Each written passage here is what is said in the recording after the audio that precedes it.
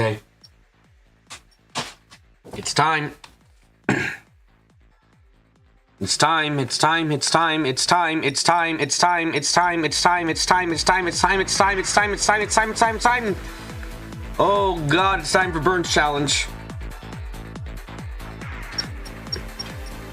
Oh, I'm about to get fucked up the ass. Oh god.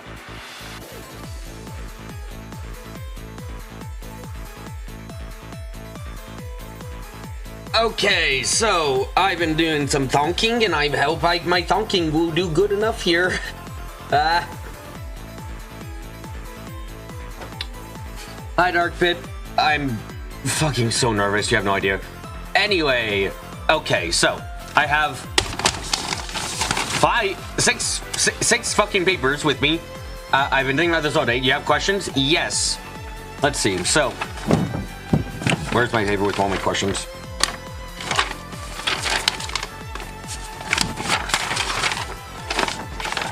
Not that one? Oh, no, not that one. Is it the last one? Oh, no, there we go. Okay, right, okay, I coded these out backwards, got it. Okay.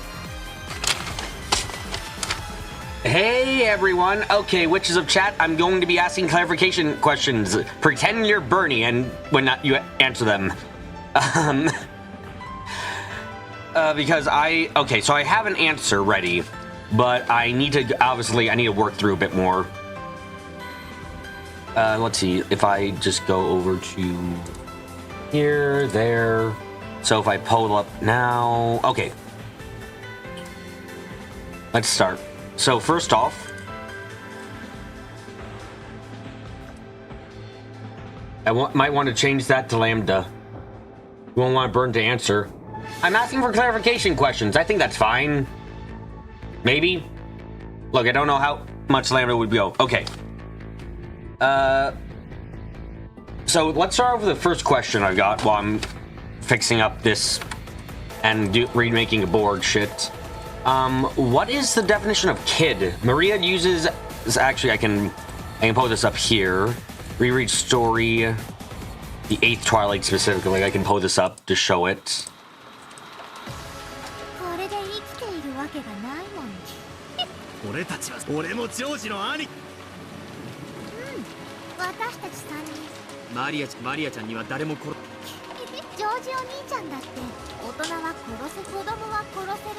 Okay, so she says this. Giorgio-chan couldn't kill an adult, he could kill a kid though.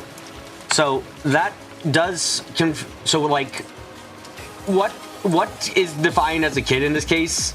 I'm asking that solely because we have a situation of like, you know, there might be a person who is like, you know, faking their fucking age. So like, what's an adult in the situation? Like, what qualifies for an adult? And if like 18 is an adult or something in this case, does Shannon qualify as an adult? Because she's, you know, I wrote it down here as technically Shannon is physically 19, presents as 16, and was born 10 years ago. So, you know, just a tad confusing.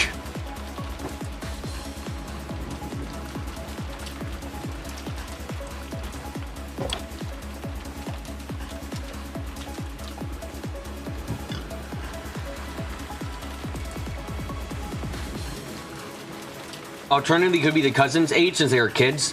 That's what I'm questioning on, and why I kind of like...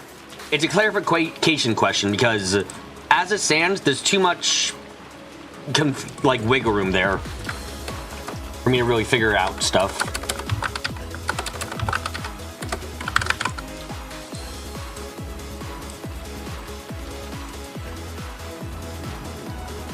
I'm also using shapes to give my ideas. Okay, so first off, dining room.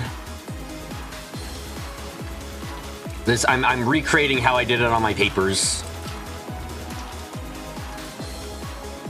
Not Suhi's room. Okay, good.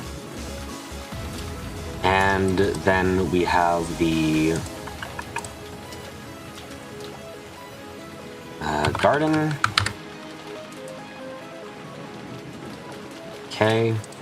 Things to save safe to say Maria's a kid. That would be my assumption there, at least, too, yes.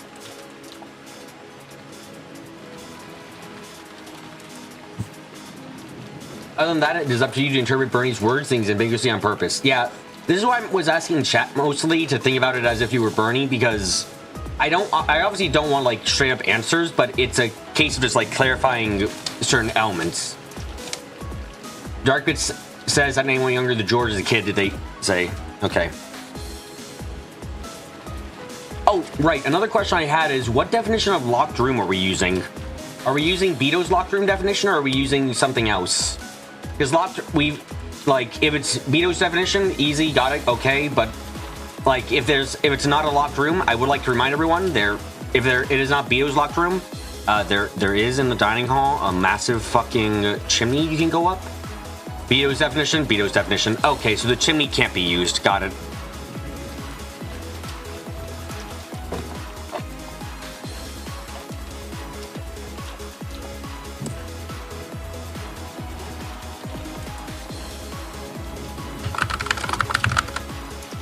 Okay, so we got that. Is it too much to ask to know if we're following Nox's Decalogue? I feel that one might be going too far. So just a simple yes or no will do for that. Okay, this is everything we got? Okay, cool. So, first off, what did I start off with trying to do first? Right.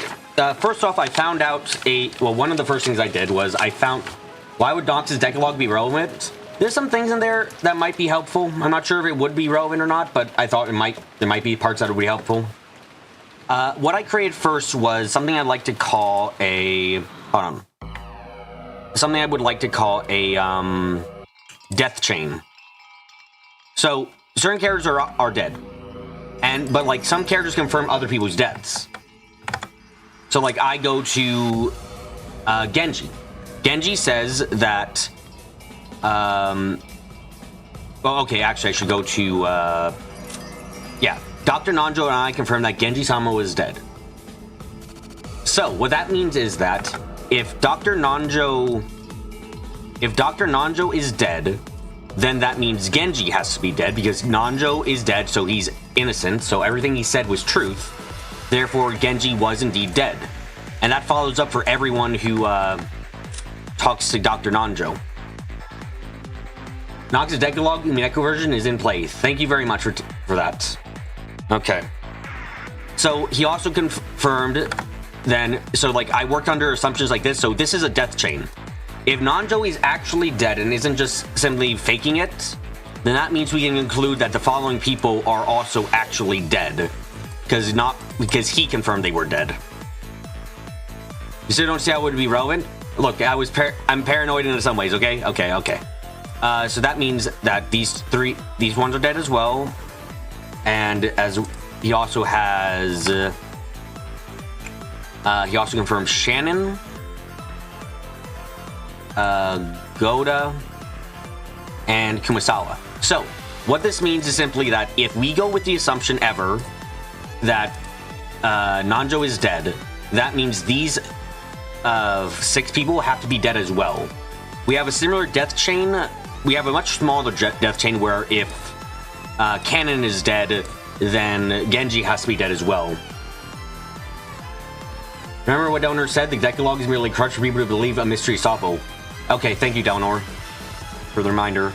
Jessica's actually a bit complicated. Jessica's the only other death chain I really had going, where she dies. If she's actually dead, then that means that Goda, Kumasawa, and Nanjo are also actually dead. That's something I figured out there. And I did have a bit of a problem initially where I forgot about display rules. Yep. I forgot about the rule here saying, is it not here? Oh, it's not here. She must have said it in, not hints, check. Purple? A chapter? Yep, that's where I get the key stuff. Okay, cool. I forgot that she said so. In this case, the mansions... So originally I was trying... A big thing that was confusing me was about the mansions, so like the second Twilight was really confusing me. Because here's the thing, for the first Twilight, you can do a lot. So in the first Twilight, we start with the you,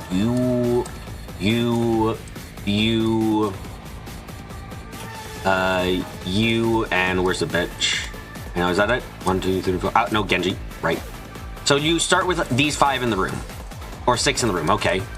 And the room is... I use these as... And the room is currently open. When I put this inside... So the room is currently... fucking... How do I twist this thing? Okay. So the room starts out in the open position. That means that anyone can come in, anyone can kill. Now, there's only 2 ways to lock the room from the outside. Or not even outside. There's just 2 ways to lock the room in general. To lock the room, you either have to have someone inside the room do it, or you have to have someone outside the room lock it. This is pretty cool, nicely done. Yeah, no, this is how I was going about solving it, so I'm giving you my entire idea. I don't even know if I'm right, but I'm fucking giving you my entire thesis statement. So what I realized was that there are 2 possibilities. Either... Oh, right. I have to mention this too because this is very important. Where is it? Where is it? It must be during the second, right? Yeah, cover of the first Twilight. So, after the second Twilight has been done, Bernie gives us in red, the cover of the first Twilight has definitely killed 6 people. Now, that isn't more than 6 people or less than 6 people. It means that by the time of the 8 people are dead, there has to be only 6 people killed by 1 person. Which immediately leads me to think like, okay, that means there has to be 2 culprits. Because in that case, it would mean like, oh, so even if a servant, let's say a servant was the one who did it, let's say fucking Shannon. Let's say Shannon was the murderer. Sure, she goes in, she kills 6 people, good, done out, everyone's dead as fuck, and she comes out, she locks the door, good, she leaves. So, she then can't be the one who kills, she's then not able to be the one who kills these 2, because then she'd reach 8 kills. So that's something important to note about that. Oh shit, I deleted that, oops. So, that means that she would have to have a second culprit on the foot. Now, if these 2 didn't actually die and they're faking it, fine. But then we have to remember some other lines that came up and who said that other people died. This is where it gets fucking really complicated.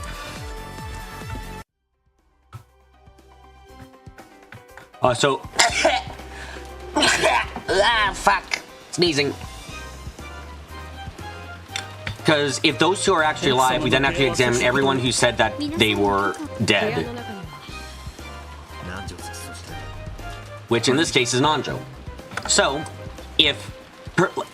so in this situation, I was like, okay, so if Shannon's the killer and these 2 are actually alive, the only way they can be alive is because Nanjo lied, which means Nanjo's a Cobra 2, which means we have to have 4 murders. Of course, so I've actually said that both Natsui and Kraus have to be innocent, for the most part, because this room is immediately sealed off. This room becomes sealed off after everyone's done inside of it. So there is no way to come in or out of the room afterwards.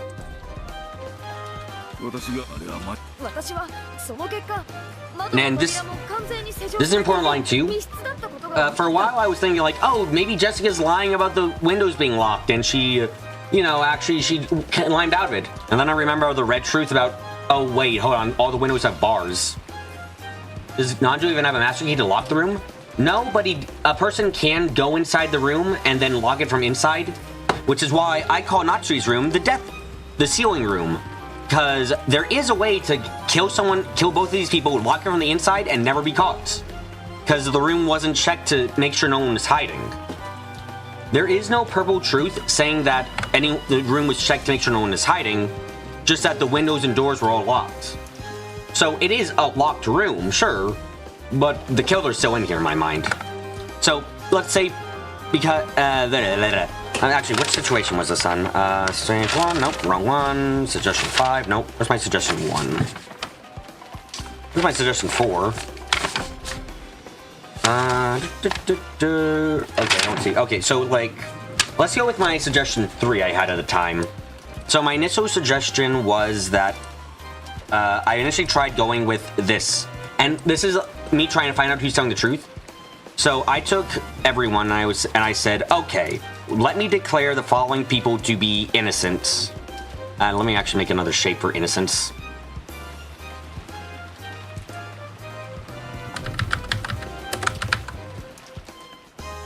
So I declared that, like, okay, these are the people I'm going to assume are always telling the truth this time around. So I put George, Battler, Maria, Cannon, Kraus. That is not a big enough shape. The Star of Innocence. The star is not big enough for this one. But we'll get to the point I'm having. We'll get to the point I'm having. We'll get to the point.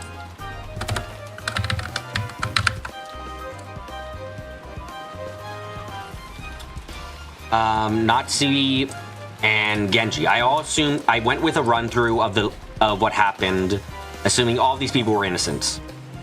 So nothing really important is said by either Kraus or Natsui overall. Like if I go over, hold on.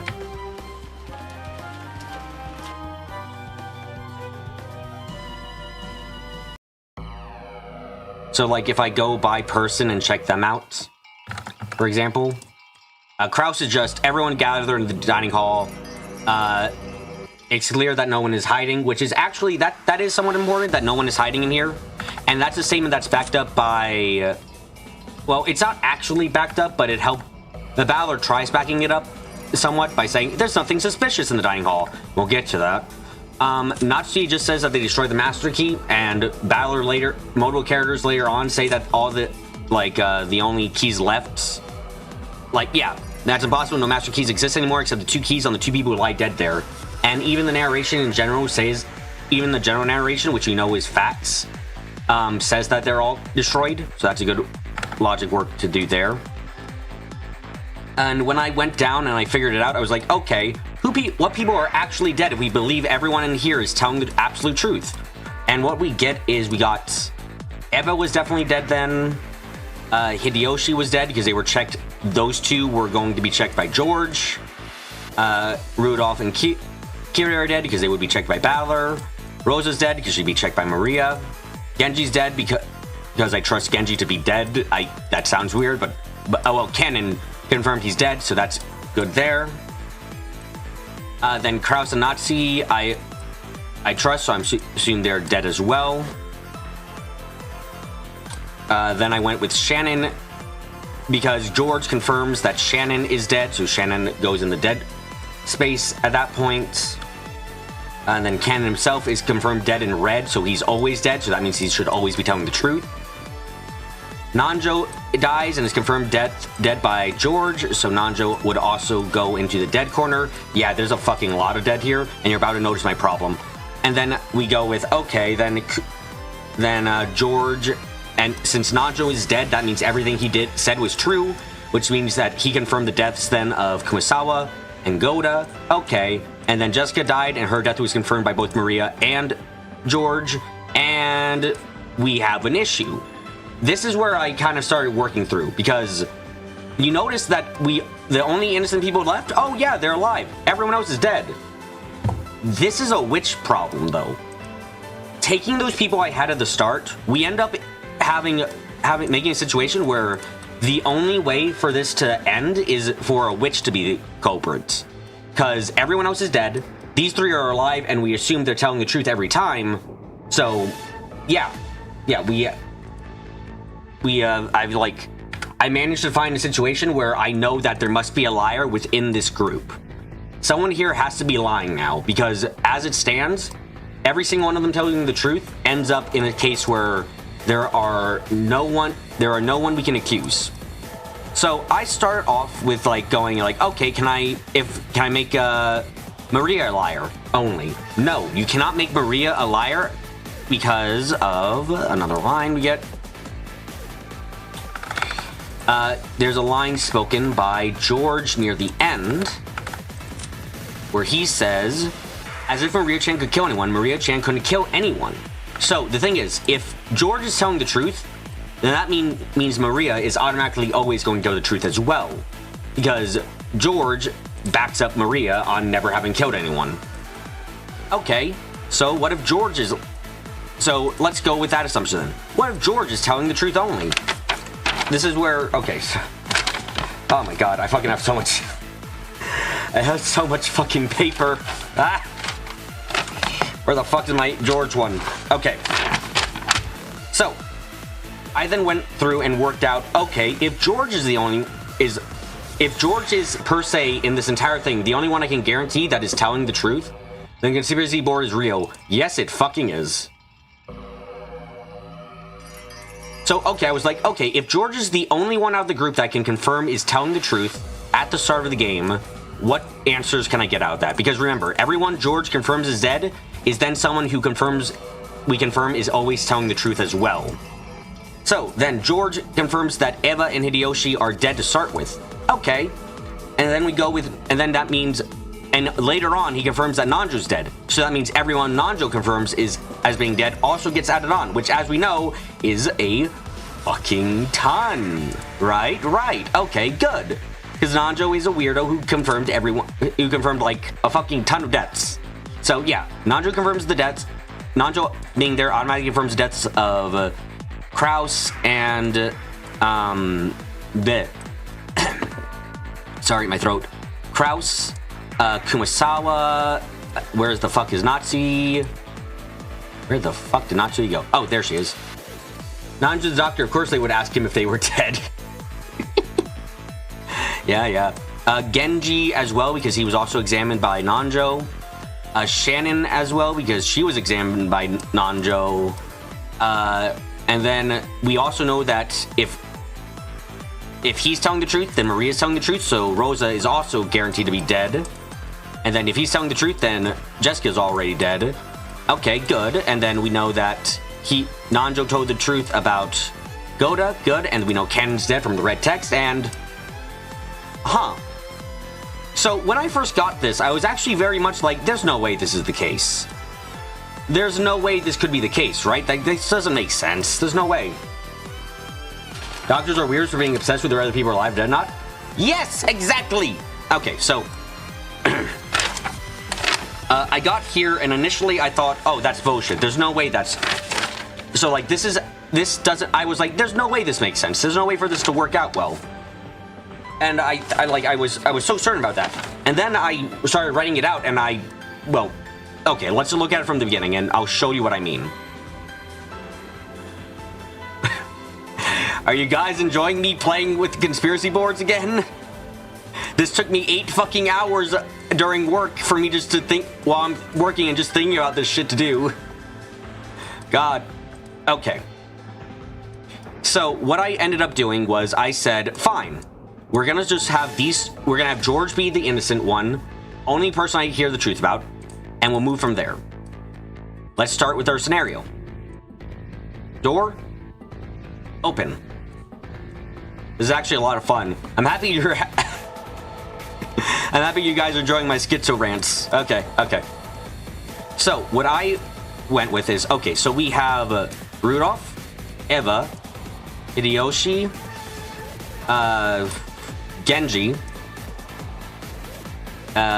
this bitch, and this other bitch here. So we have 6 people starting off in the dining room. Fine. Okay. Let's play the game. No one comes in from the outside.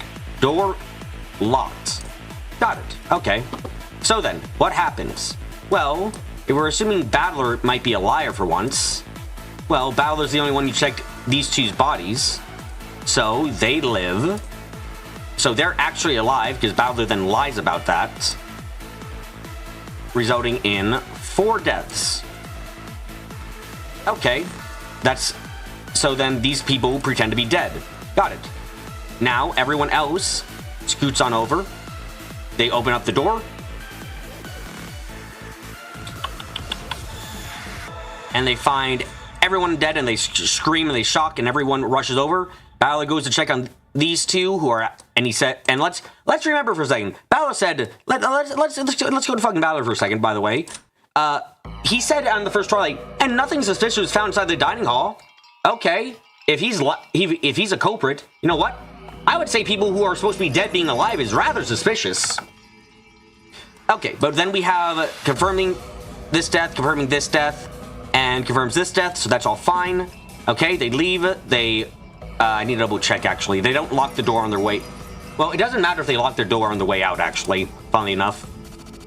So even if they lock the door on the way out, it doesn't matter because these two, is like everyone else is out. Okay, they're all out. They're gone. They haven't sealed the room yet.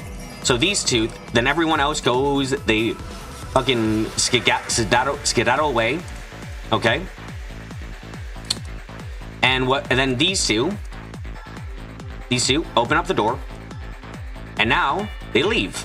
Now let's assume Rudolph killed all 4 of the people in this room by himself, okay? And Kirei just is standing by. Kirei fucks off into the garden for now, outside of the mansion, so she's out before it's sealed up. And Rudolph fucks all over, and at this time, Kraus and Nazi are in the room. They hear a knock. Oh, who's that? Let me open up the door for whoever's got questions for us, you know? Yeah, that'd be a great idea. That'd be a great idea. Wait, aren't you supposed to be dead? Dead? Yes. Then boom. Boom. Kills both of them. Haha, he's got it. But hold on a second. This door has to be locked by the end, right? How is he gonna get out? That's the trick. He's not gonna fucking leave. Then, what he does is he locks the door. He's now killed. He's the first culprit. He's the culprit of the first Twilight. Let's remember that. So he's reached the 6th kill count. He hides the fuck away in the corner, and then everyone else comes. They're all like, oh shit, they haven't talked for a while. Oh, door's locked. Weird. Let me just open the door up, and oh fuck, everyone's dead. Ah! And they start panicking shit. Jessica confirms it's a locked room. George, these 2 are confirmed dead, but Jessica only confirms it's a locked room. She doesn't actually confirm in any way that, like, she says, oh yeah, I found out that the windows and doors are all locked, making it a locked room. Sure. But she never looks carefully enough to find him. So they leave the room, and then this becomes the sealed room. So we know that this can't be broken. That's in red. We have that in red from our big bitch, that the seals will never be broken. But that's fine. He just never leaves the room now. Rudolph is now trapped inside the room and will never leave. That is perfectly fine. So with that done, then we have everyone else get nervous and they're like, oh fuck, we should go to the guest house. And then Cannon and Shannon say, what the fuck are you talking about? Oh, that's not Shannon. Whoops. They go over to the garden. Kirei is fucking off somewhere else. She's like, I don't know. During this time, maybe she even went into the guest house herself and no one knows she's there because, let's remember, she's got plenty of time to sneak around where she wants because no one knows she's supposed to be dead. And she doesn't even she left the mansion before it became a sealed room. So she's fine. So these 2 go off to the garden. Umineko puppet show. If it's communicating everything I'm doing, it's fucking working. Okay, then, because remember, he lied, so he has to go and kill someone. Hello, you 2. Balor, kills Shannon and Cannon, technically. I don't know if they count as separate. I don't know what the condition of their personhood in this is, but yeah. Okay, shit. Well, he does that. He leaves. Everyone's like, wait, where the fuck did those 2 go? And they panic again. They go outside, and they're like, oh shit. George cries like a bitch over his not wife, and oh shit, nope. And everyone's like, oh god, this was horrible. Holy shit. And then we get George confirming that she's dead. We get Bernie 100% confirming that Cannon's dead. And Joe's like, yeah, she's fucking dead, you dumbass. And then they leave, and now we have these people. Okay, good. That's all fine so far. Now Balor has the kill he needs. Now still, like, you might be like, wait, hold on a second. I don't think this quite works. You're right. Because Kirei needs to kill someone. But this is where some very tricky statements from when they were in the house, when they're in the guest house, come into play. Because let's remember that what happens next is the 5th and 6th Twilights. So, 2 corpses. Judging my wounds, they died instantly. Nanjo said that, so that's the case. Jessica says it, and she's telling the truth, so yeah, no, they're both dead as shit. Okay.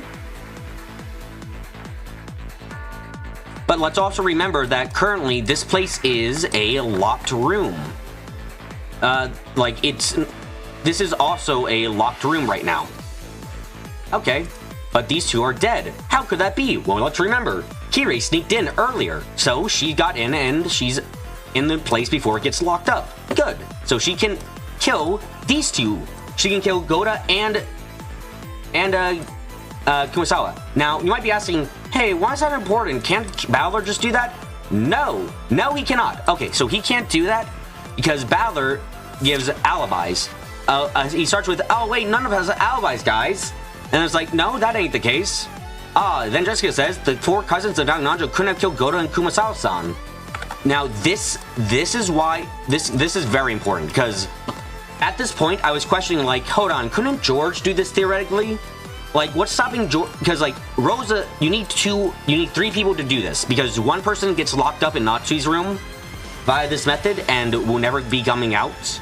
So whatever way you do this, you need to have 2 accomplices for a murder. You need to have 3 people being culprits, otherwise it just won't work. So like Maria can't do it because she'd only have Rosa, and Genji and Kanon can't do it because they'd only have, sorry, Nanjo and Kanon can't do it because they'd only have Genji. So only people who can do this method would theoretically be Battler and George. So after that, Nanjo dies and everyone screams even more.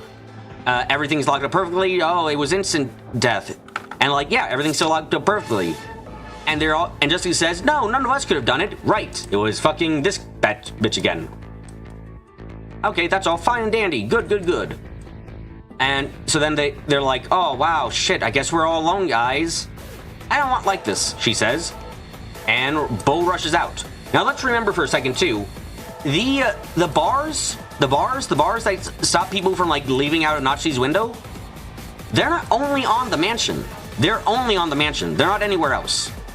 So what that means is that in this case, she has a chance to leave the fucking place. Everyone else is like, oh shit, she's gonna get herself killed again. And Kirei goes, hi babe, I'm doing it again. I'm murdering you the 2nd time. And Jessica dies. And this is all fine. Because then we have, she died instantly. There's no way she could live through this. Okay. Who killed her? Oh, well, I couldn't have done it. And then Maria confirms again that we know Maria's telling the truth in this case. Oh yeah, the 3 of us couldn't have killed Jessica, which is why we need fucking Kirei here. So everyone's like, using this logic, everything's fine. We have, like, this works out. But I wanted to figure out, like, I was like, hold on, what's stopping George from doing this? Shannon. Shannon's stopping George from doing this. Because if we remember from the 4th Twilight, out during the alibi section, no one has alibis except for George. And if Balor said George has an alibi, and I'm assuming that'd be one thing, but like, so under this circumstance, we're assuming that Balor's telling the truth. Oh yeah, then then George could not have killed Shannon, and Shannon is the only person he could kill. And in this case too, we're then assuming that we're having to assume that, like, oh, she's telling the truth, so the only person he can kill and the only person who's died, who's a child, is Shannon and Kanon. So it hit me like, oh shit, I think I know who the culprits have to be then, because as it stands, the only people who could be the culprits with the circumstances we got is Battler and his family. And I was like, okay, that's one thing. That's I like my logic. I think I worked out well there. But let me remind you of something very important. Let me remind you of someone very important here. You see her eyes sticking over the head? Yeah, this is Bernie's game. And what would cause the maximum amount of trauma? What would be the most painful thing possible for our good friend Angie? What would be the most painful thing in the world? What would hurt her so? What is the most tragic thing we can do? That's right. We have Balor kill Shannon, and we have her family be the culprits.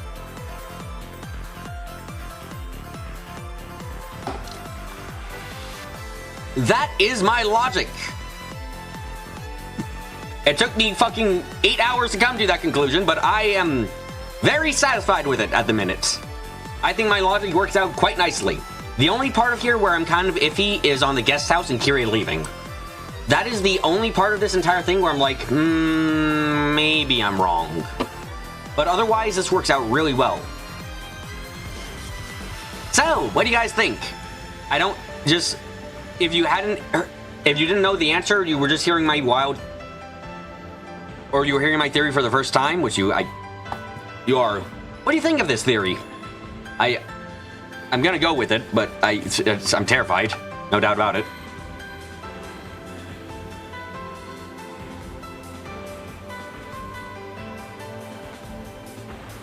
That was a lot. I talked for like sure, shoot me a question. It's always helpful in this case.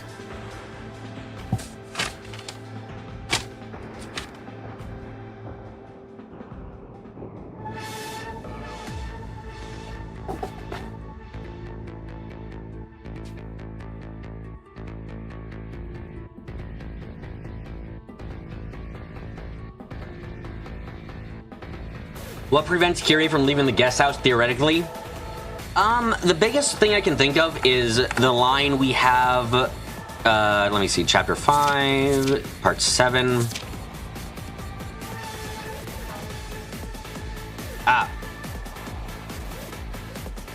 Right. Okay. So this, actually, I should address this quickly. George says, in the first place, no one could kill Dog Nanjo inside the guest house. The only person who gives any reason that Nanjo was not inside the guest house is Battler, who says, this is proof that Dr. Nanjo didn't leave the guest house. But under my assumption, by the way, Battler's lying, so Nanjo could have left the guest house, and George's statement wouldn't be contradicted. But the biggest reason I had that I'm kind of conflicted is where is it? The guest house was still completely locked up. Like, that was the only thing that really conflicted with me, and I was, like, kind of unsure about. And Maria saying everything is locked up perfectly. And then the time between when the 7th Twilight happens and when the 8th Twilight happens. That's the only thing that I question with, but then I have to remind myself, but how does Kira get in and out? So that's what I was thinking about, and why the only reason this theory really kind of doesn't quite hit me fully is because, let's turn back.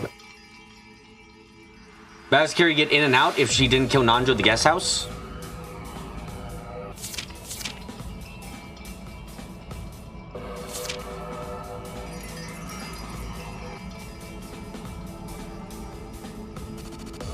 So the thing is, if she's inside the guest house, all she has to do is, like, kind of fucking, like, Nanjo could leave the guest house, she can push him out and do it. Like, there's a lot of ways to do it. Because she's in the guest house, it's not an actual locked room. The guest house isn't locked because she can unlock it from the inside.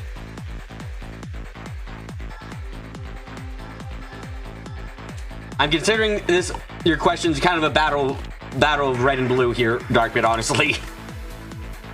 Or maybe blue on blue is more accurate.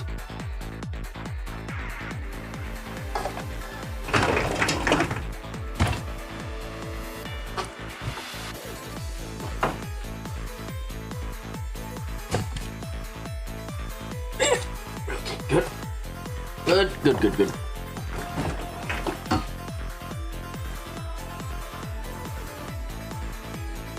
I think this is the most likely case. So I'm saying...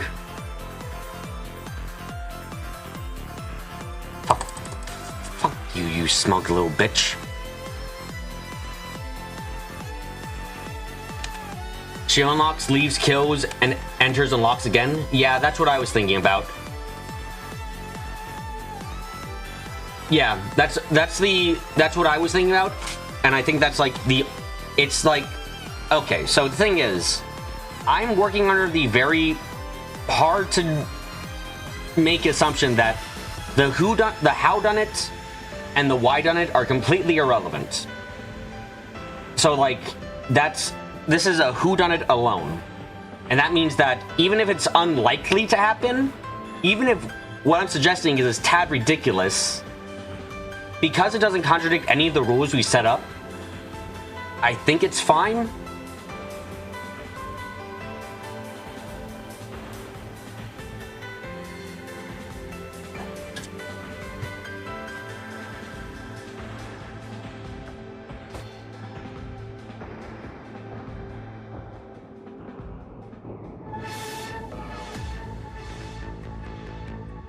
Who was killed in the guest house again?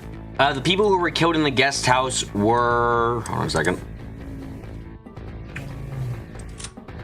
Goda, Kumasawa, and Genji.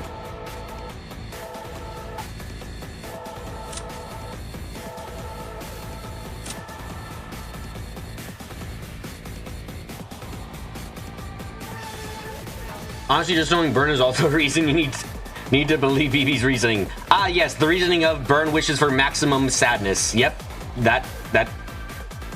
Genji? Sorry, did I say Genji? I meant Goda. God damn, my ability to speak when I'm high on, I don't know, nerves.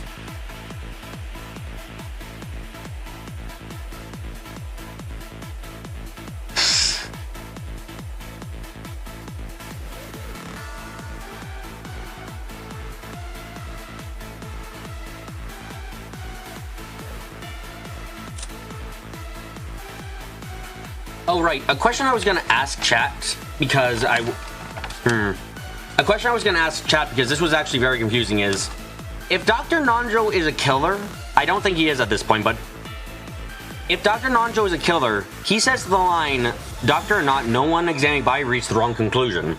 Okay. If he's a killer, he can lie about that. But then there's people like, let's say,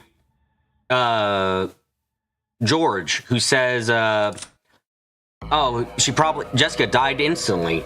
Like, what happens then? Because George, if in this situation, let's say George is innocent, so he says that, and it's the truth. Okay. And then, but like Nanjo said, oh, but Nanjo was a killer and he could lie about this, so he can reach the wrong conclusion, right? Like, how does that work? What takes priority there?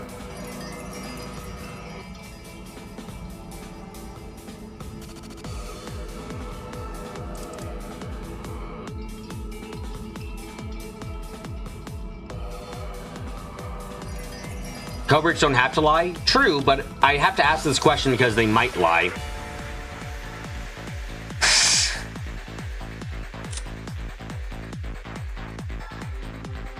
Like, I think the second Twilight for Balor, if I'm accusing him, makes a lot of sense. Like, yeah, coverage don't have to lie, and it's very clear of that because, yeah, he says Dr. Nanjo checked their posts and then did that thing, and he did that thing.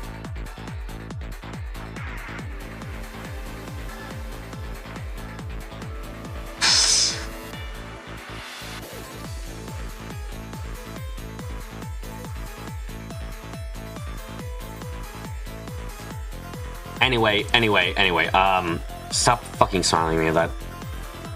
Oh, fuck. Okay.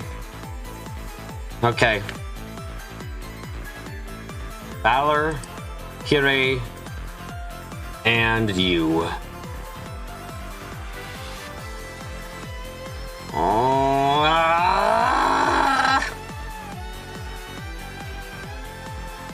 Read the hints too before I lock in. Should I? I thought I should read the hints after I lock in.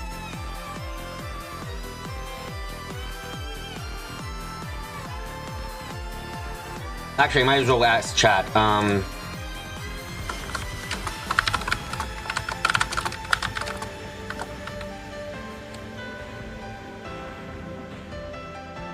The hints will tell you the answer if you go. Oh, so I guess I shouldn't then? I should just give this a go then, right?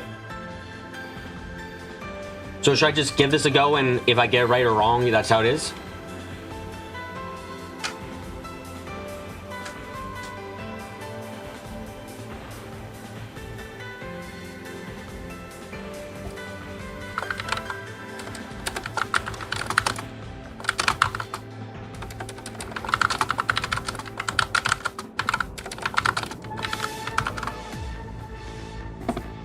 Just gonna put that up in chat as a question.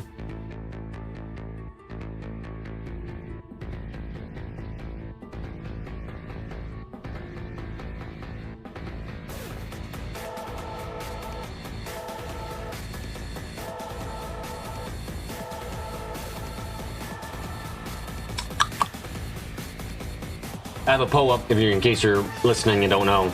Should I do the hint before the answer? It's 4 votes for no right now. Okay.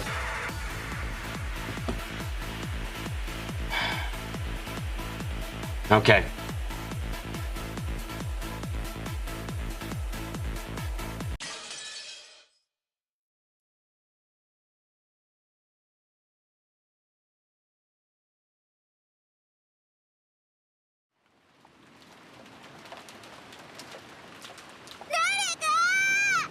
Oh, I fucking did it! Yes!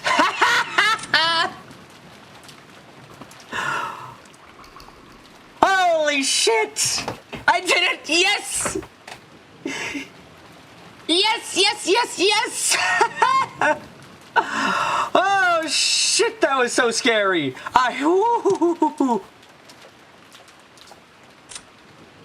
Oh, I'm so happy. My logic fucking worked out there. Oh my god. It took me 8 hours, but I'm happy I managed to figure it out. Oh my god.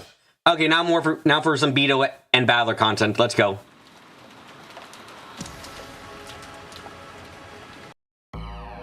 Congratulations, Insert Evon Gavleon gift. Yep.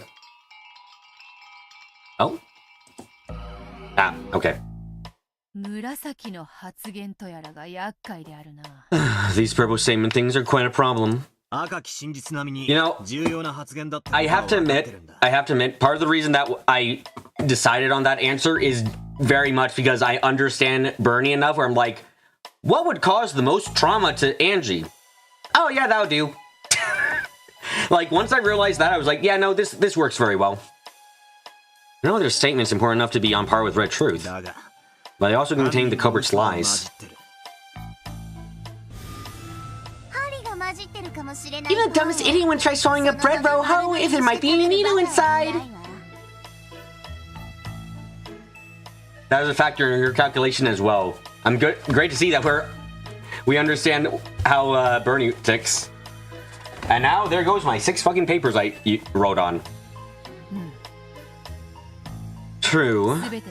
We accept the purple blindly, there's no chance the truth will come to light. Roll with the needle in it. I like that analogy. Also, why is it once more food? What the fuck is with... Why did Ryukishi just kind of decide that food would be the analogy analog of like analogy.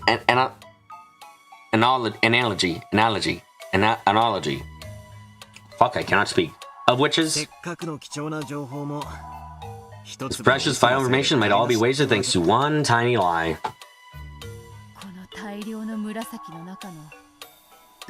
You omit Arc that you just read the hints because you want more Beto Battler content? Very understandable. Just which ones of this vast collection purpose have lies in them? Just thinking about it makes my head hurts.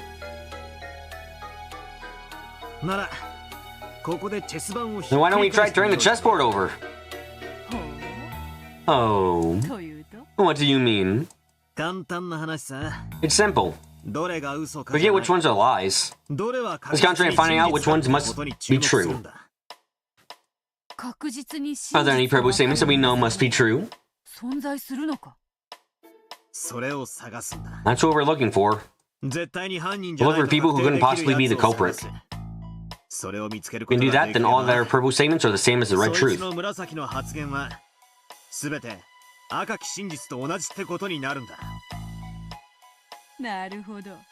I see.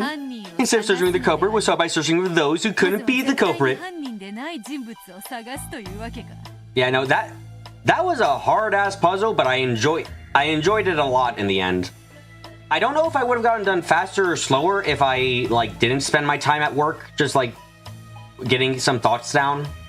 I was stuck in a bit of a loop for a while trying to figure it out, but once I found, I think my path to, like, finding the answer was once I created a situation where certain people telling the truth creates a witch. Because once I had a situation like that in hand, it narrowed it down to, like, oh, if I get a witch from every one of these people telling the truth, then that means someone here has to be lying. Otherwise, we end up in a logic error, more or less.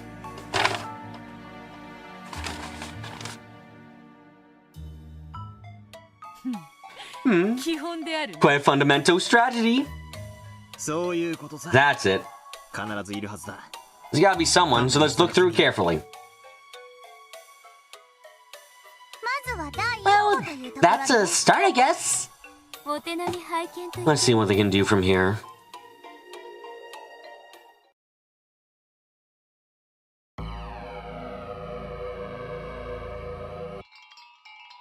Search for reliable purple statements. Yeah.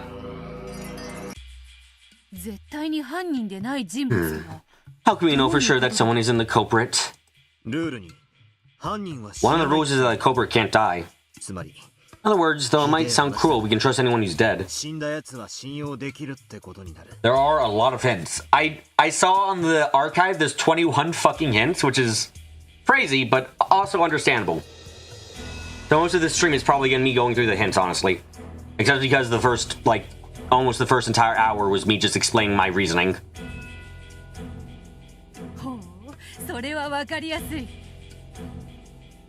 Oh, that makes it easy. Almost all the characters were killed. So we can trust the purple of all of those people. But it isn't quite that simple. The issue of people playing dead, which popped up so often even in our games.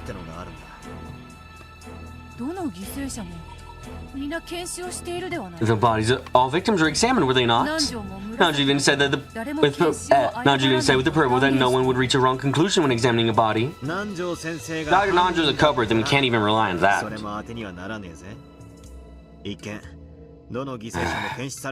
a glance, it may look as though all the victims were examined, but all confirmations of deaths are in purple statements.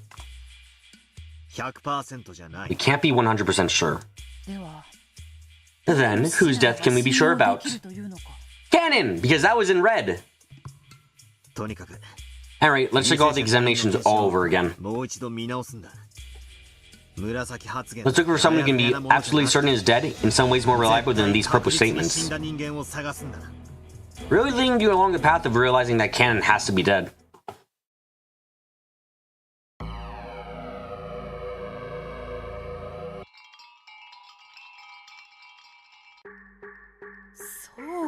Yes, I've got it! Butler, it's a narration! We've been told that there are no lies in narrative text outside the dialogue. I just realized that too. Ringus announced with the red truth that there are no lies in narration.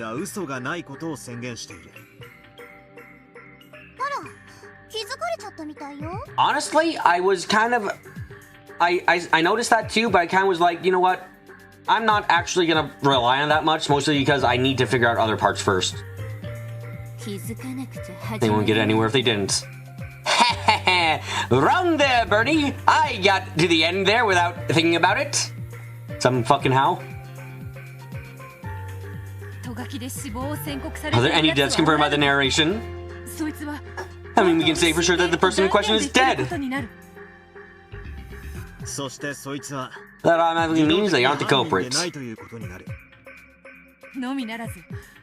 And on top of that, it means that we can trust their purple. Let's look for deaths that are mentioned in the narration. Ones that aren't vague about whether the person is alive or dead, like X was lying on the ground.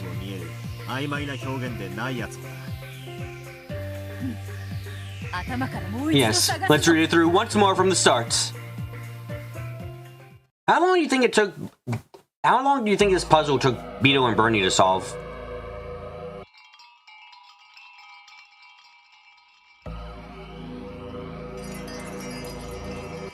Beto and Bernie, did I just say? Fucking hell. My brain is scrambled from reading all these names. Battler, look! The narration clearly says that Nanju was killed in the 7th Twilight. Oh wow, that would have saved me a fuck ton of time, actually. I found one too. At least why the narration clearly mentioned Jessica's gruesome corpse. So, in other words... Okay, they probably didn't take 8 hours like me to solve it, but you know, I'll take my win anyway. Nanjo and Jessica, those two are definitely dead. And luckily, they're the two who are most connected to saying a lot of people are dead. And that means... we prove that Nanjo and Jessica aren't the culprits. And that means... all their purple statements are the same as red truth. Yes, that's right! The pair gave each other a high five. Oh, that's adorable. Finally, they had found their first big clue. A safe slice on the road with a needle in it. They had here some purple statements they could trust. Let's try writing out Nanjo and Jessica's purple statements. Don't worry, BB, you went through something similar to me. You missed the start. The start is glorious, Victor. It's almost an entire hour of me guessing, or of me laying out my reasoning, and I got right. I went with the Bowser's family, and that was correct. If you want to see me playing with puppets, go and watch the first hour, I guess. It was very fun. I enjoyed it. These are the same as the red truth. We're finally getting somewhere. We're sure that Dog Nanjo's uncovered in his purple statement for the first Twilight. Doctor or not, no one examined body to reach the wrong conclusion becomes very important. In other words, no one will make any mistakes when confirming deaths. So, anytime Dog Nanjo just confirms death, we can be absolutely sure that it's true.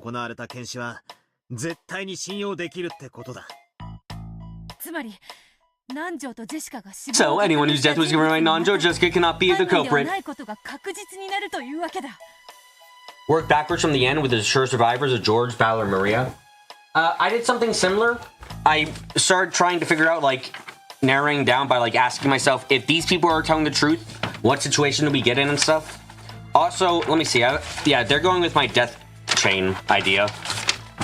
So what they're talking about right now, yes, I have papers, is my death chain. So I can tell them in the advance. The people you get to confirm are...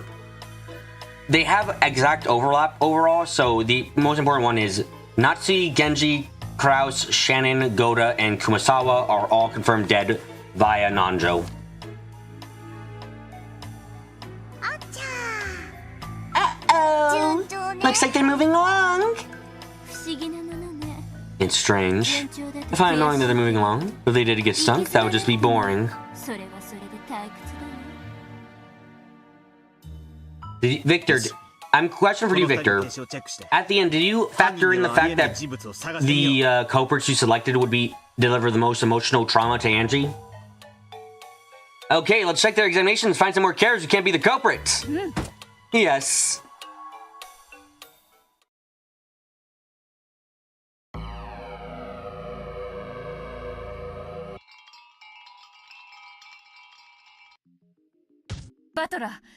Making Angie's life a living hell was an afterthought.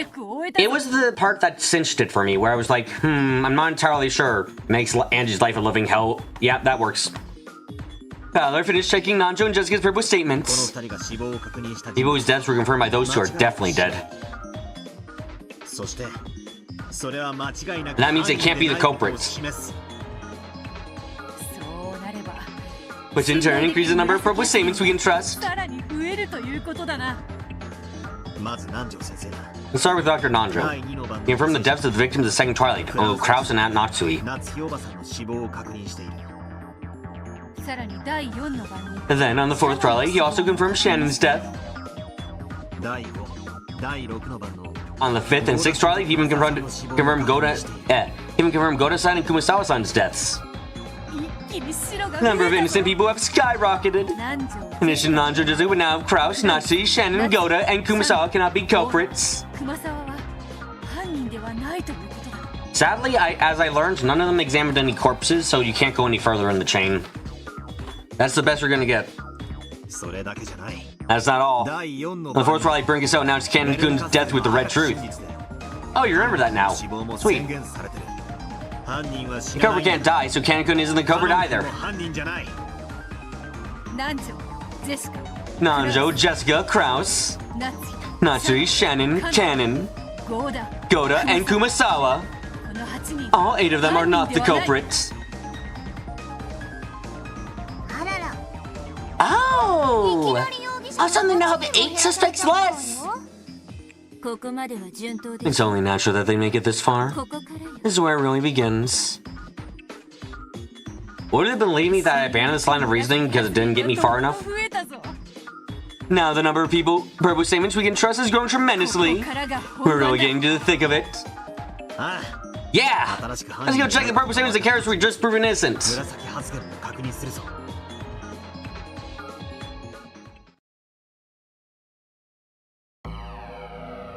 Back we go. There's 21 of these hints. How the fuck do you get this far and not have a better idea? 1, 2, 3, 4, 5? How are there 21 of these fuckers? It was the fact that George couldn't kill Shannon that cinched it for you. I used George couldn't kill Shannon to make sure I could eliminate George. Because once I realized that the way that Ballard could do it was...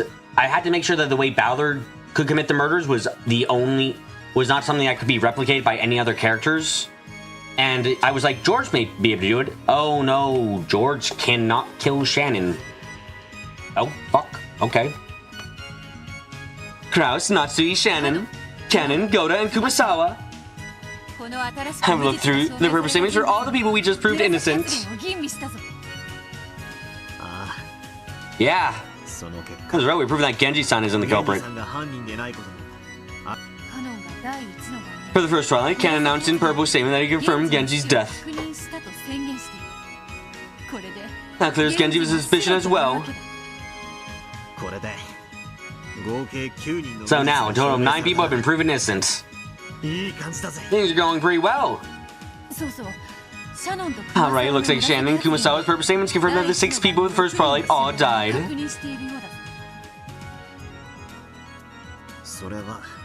We shouldn't accept that so easily. Why not?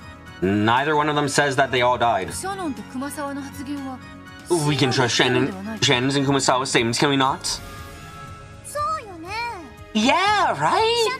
You're sure they aren't culprits? Why can't you trust their purple statements?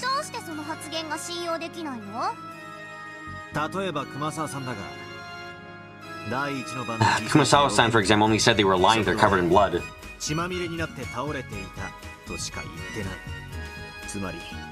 So it's not clear whether they were alive or dead. You can't call this a perfect examination of the 6 dining hall victims. Shannon speaks of those 6 in a different way. She says the death of each parent was confirmed by their own child.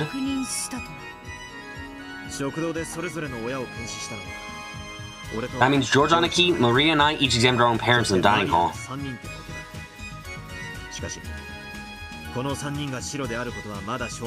However, we haven't proven yet that any of those 3 are innocent. Oh, I get it. Shannon's words prove that the children confirmed each of the 6 deaths in the dining hall.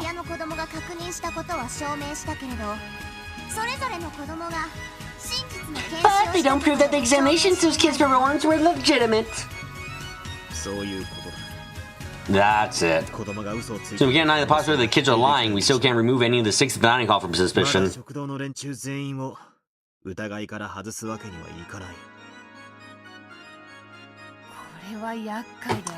Oh, right. You know, there was a question I was going to ask chat.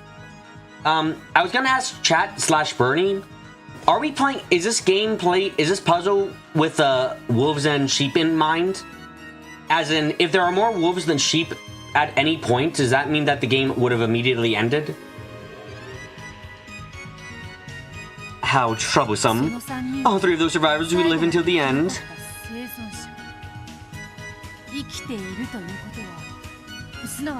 Since they are alive, that makes it impossible to prove that they aren't the culprits. What? Yeah, that was the reaction I was expecting. For a while there, I was trying to think about Jessica. Well, there's Balor, Rudolph, and Kira at the end versus Maria and George. Except Rudolph is trapped inside of the room, so he can't get out, according to my theory. So it's a 2v2. Mentally, one of those 2 is a fucking child, but, you know. For a little bit of time, I was suspecting... Who was I suspecting exactly?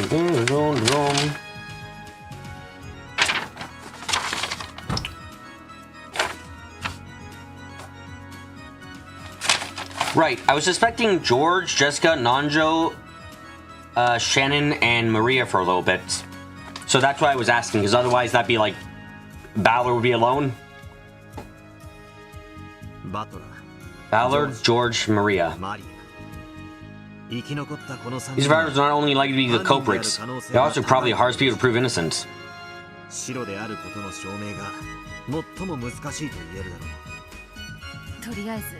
At any rate, it looks like those 9 are the only ones who we can say are definitely dead and therefore definitely innocent.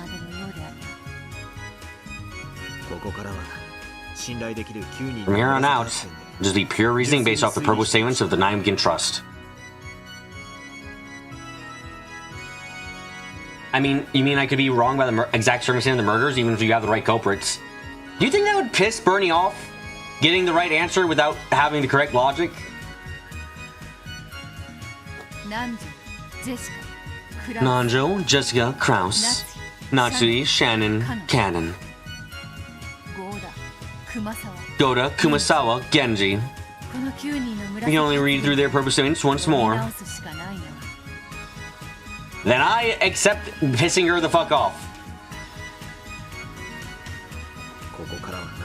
Things are going to get hard starting now. Let's see ourselves to take a shot at it. He pissed off a math teacher you hadn't caught. It's finally starting to feel like a real mystery. These interactions are nice, I like them.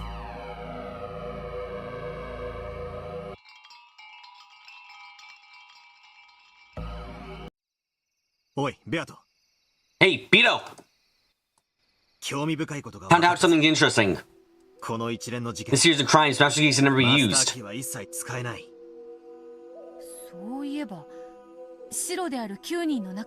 Come to think, the group of 9 innocent people includes all 5 servants, doesn't it? Byrne would be pissed off at me arriving at the correct answer through screwy reasoning. I would enjoy her face at that point. I think that would be the best thing ever. Only servants can use master keys. Yeah, that was something that I realized along the way, which confused me because I was so certain that a master key had to be used. So I was kind of confused at that when I came to that originally. You can't hand them over to someone else. And since people who aren't culprits themselves can't assist culprits, master keys cannot be used for crimes.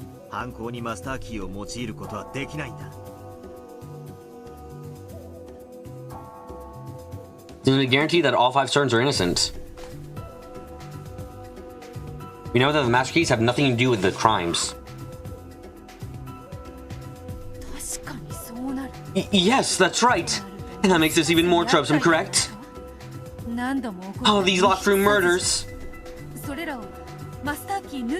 Every one of them must be constructed without any master keys.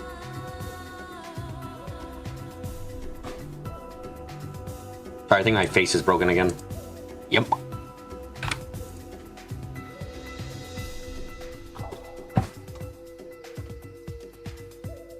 Hey, you can't throw stones here. You were just laser focused. Balor being covered because that was what made the most sense narratively. Huh. No. Turn the chessboard over. This means that none of the tricks need to. That just means that none of the tricks need master keys to construct.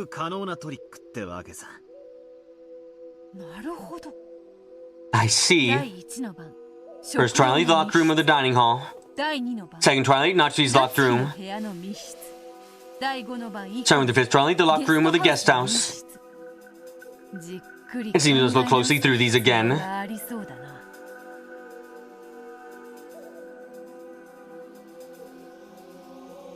Dark Pit also arrived at the entrance through a moonshot because Ryukishi can't help himself being sly sometimes.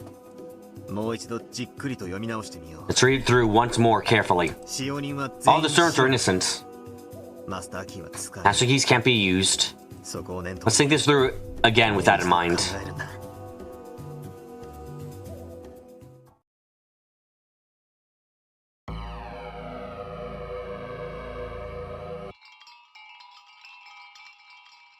Oh, we're a third of the way.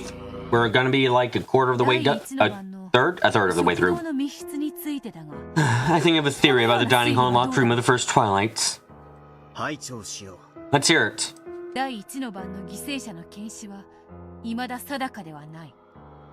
The corpse examination of the victims in the first Twilight still aren't certain. And of course, it's just what Beatrice always wanted, to have Bowler come back and go over mysteries with her. Yeah.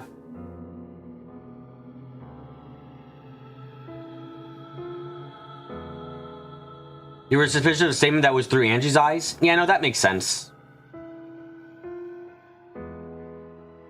I wasn't sure if I should consider anything Angie saw, honestly, at the time, so I was very uncertain. In other words, what if one of the victims really was the culprit? They killed the other 5, locked the dining hall from the inside, then played dead.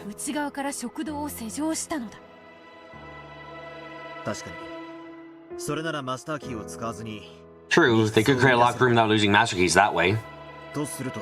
That leaves us with a problem, though. What problem? Remember? When we were talking about the second Twilight, Bringaso said this with the red truth. The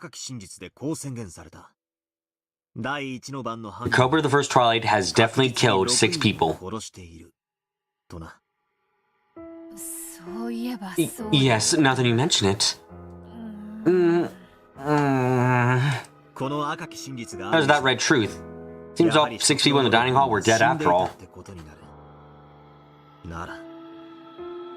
So, how did someone lock the dining hall from the outside? Without using a key. Hey, Battler. Is that red truth really confirmed that death saw 6 people in the dining hall?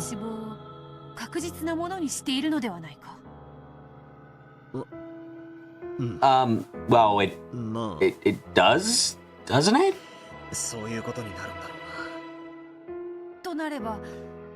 In that case, the 6 in the dining hall are all innocent, excluding Genji, whose innocence has already been proved. In that case, the 6 in the dining hall are all innocent, and excluding Genji, whose innocence has already been confirmed. That gives us 5 more people we can remove from the list of suspects, does it not? In other words, 9 plus 5 equals 14 people have been proven innocent. There are only 3 yet left. Either Bowler, George, or Maria must be the culprit.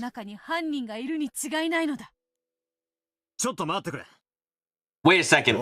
That doesn't seem right for some reason. The red truth did say the culprit killed 6 people. However, she didn't say that red during the first Twilight.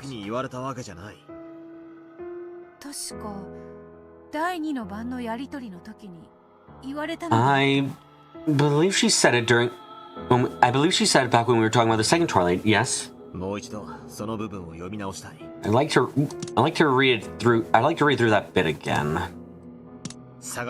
Let's search. Feels like there was a strange time. Feels like that was a strange time for her to say it. Not bad.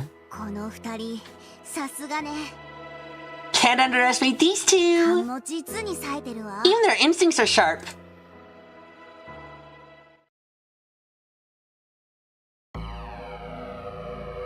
Yeah, this is gonna take all night. Which, you know what? I'm fine. Tonight being as a reward for becoming a warlock, I get to see all this fun interactions. That's good with me.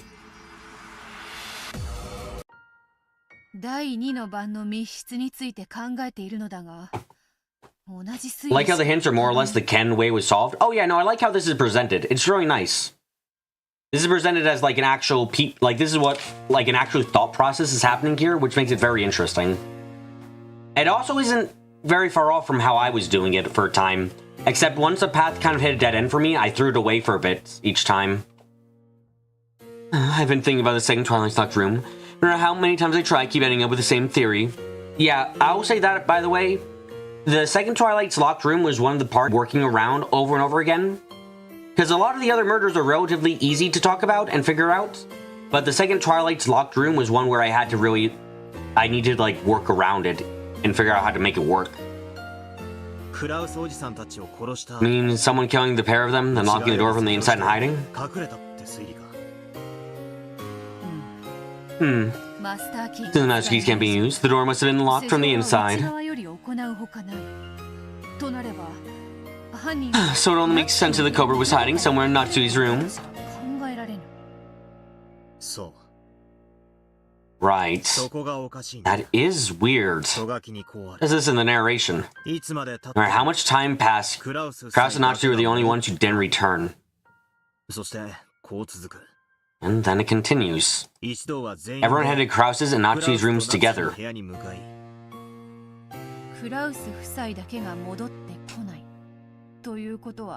If Kraus and Natsuki were the only ones who didn't return, that implies everyone else did return to the parlor.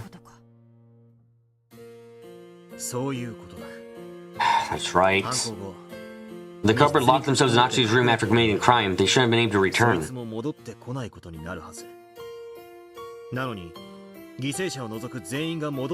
And yet everyone except the victim did return.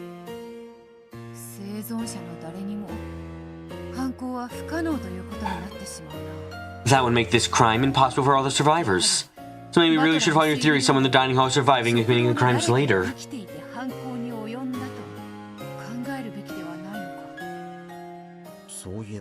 Come to think of it, when I mentioned that theory, I was hit with a red truth.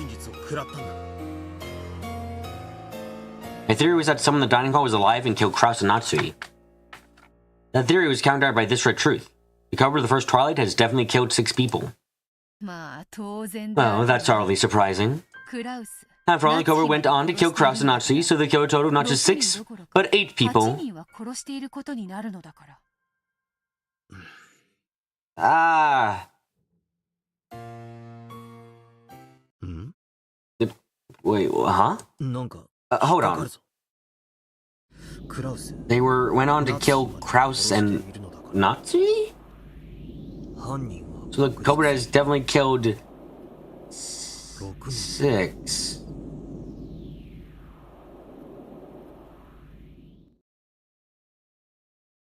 Wow, what a way to end the hint section there.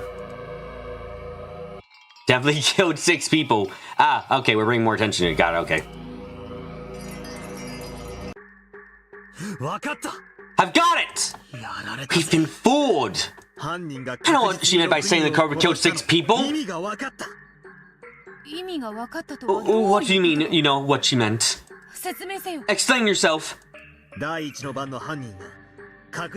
culprit of the first Twilight has definitely killed 6 people. She had said that at the time of the first Twilight, I might have accepted it as it seemed.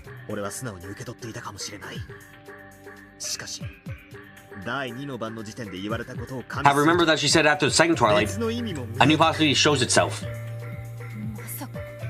You don't mean that the murders of the second Twilight, including the 6 people who were definitely killed?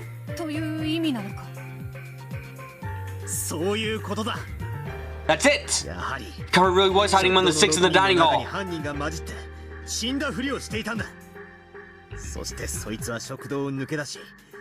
Later on, they snuck out of the dining hall, killed the 2 people in Natsuki's room, locked the door from the inside, and hid somewhere in the room.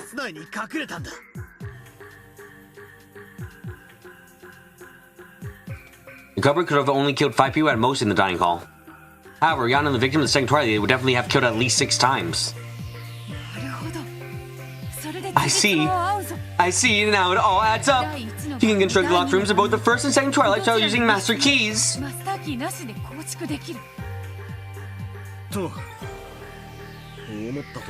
Well, you'd think so, but that reminds me of something else. Natsuki's room was sealed immediately afterwards.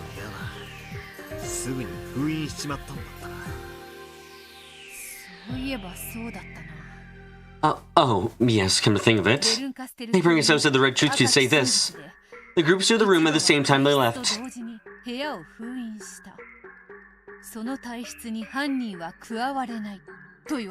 No culprit joined the group as they left. And she also said this. All the seals will never be broken. In other words, the culprit is trapped in a locked room again. That theory might explain the first and second Twilights. However, the culprit will be still inside Aunt Natsuki's room, unable to leave. And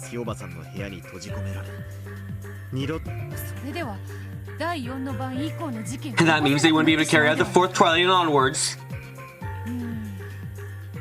Oh, that was such a nice theory. I guess it's wrong. I don't think we're wrong about this theory, but maybe it just needs some more tweaking.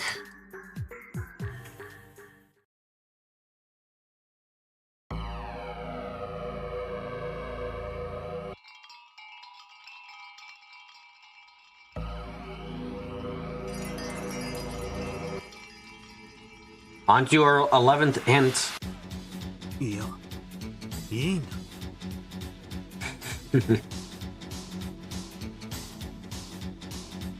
No, it does work. There's no problem if the culprit gets sealed up. Now, as long as there's a second culprit. A multiple culprit theory. Yes, it does seem to be the only way. That way, even if one culprit stood up, the other continue murdering.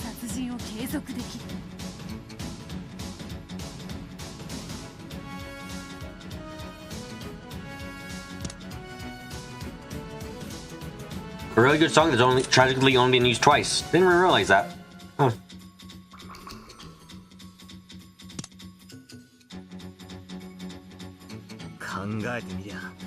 If you think about it, there is needed an accomplice from the very beginning. Excluding Genji-sen, who was already known to be innocent, the other 5 of the first trial, 6 victims. Auntie Eva, Uncle Hideyoshi, my old bastard, and Kiri-san and Auntie Rosa.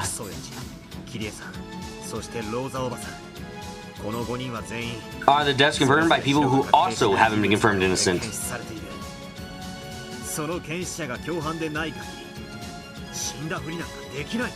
Unless these people were Kamsa's fellow culprits, no one would have been able to play dead.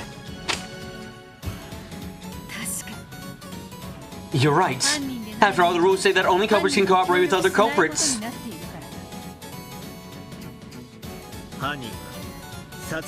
Culprits are capable of lying even before they commit murder. So, we have our throws of theory. The culprit who carried out the first Twilight murders also carried out the second Twilight, then locked themselves up in Natsui's room. Then the other culprit who lied about the first culprit's death carried on with the murders starting at the fourth Twilight.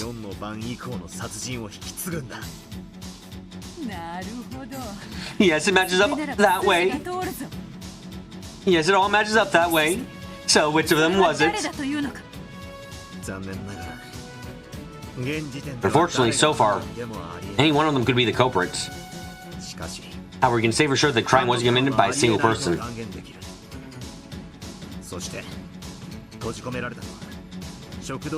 whether the culprit locked up in Natsui's room was one of those 5 victims in the dining hall. We also know that the person who continued with the crimes was one of those who inspected the first. And we also know that the person who committed. And we also know that the person who continued with the crimes was one of those who inspected the 5 suspicious corpses on the first Twilight. One of those who inspected the 5 suspicious corpses in the dining hall. That would be Valor, George, and Maria. Now it gets boiled down to George or Valor lying about their parents' death. Yep. And as I said earlier, if you assume George is telling the truth, then Maria is too, leaving Valor to be the liar.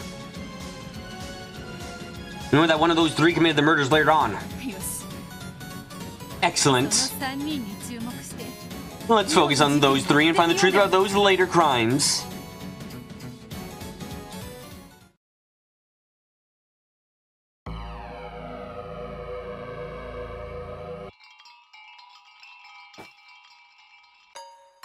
The next crime is the 4th Twilight. Chan was the one who... next crime is the 4th Twilight. Chan was the one killed. No one has an alibi with one exception. George. Jessica, who has been confirmed innocent, used the probe text to say that it was impossible for George to kill Shannon.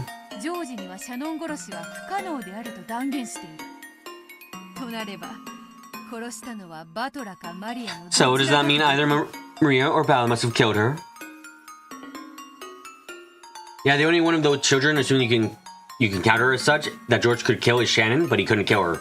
Yep, so he couldn't be an accomplice. Since he can't kill anyone by his own hands, then that means he can't be a culprit at all.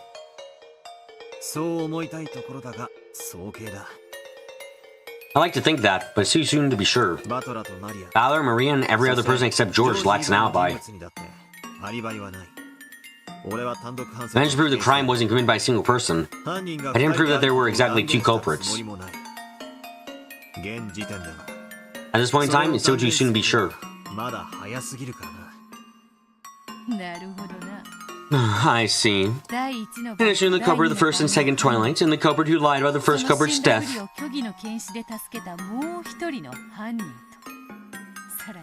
There might yet be another completely separate culprit as well.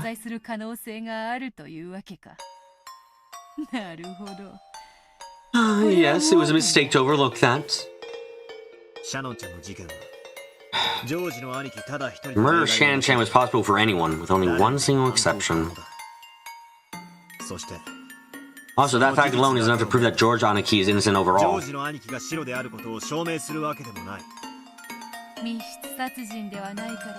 I thought this would be an easy one since there's no locked room. But on the contrary, we have no suspicious circumstances and no information to lead us to the culprit.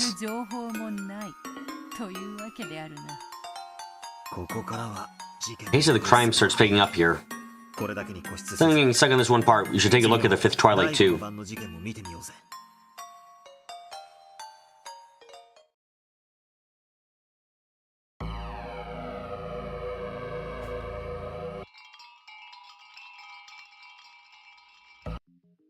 You seem to have a problem with the fifth and sixth Twilights. You can trust Jessica's perfect statement since she said this. The four cousins of Nanjo couldn't have killed Goda and Kumasawa. The four cousins and Dr. Nanjo. In other words, all those survivors at this point in time. Think about our normal lines, that would make this an impossible crime. However, that's where we can turn the chessboard over, correct? You got it. Actually gives us a simple answer. This crime proves that there's a culprit who isn't Dr. Nanjo or one of the cousins.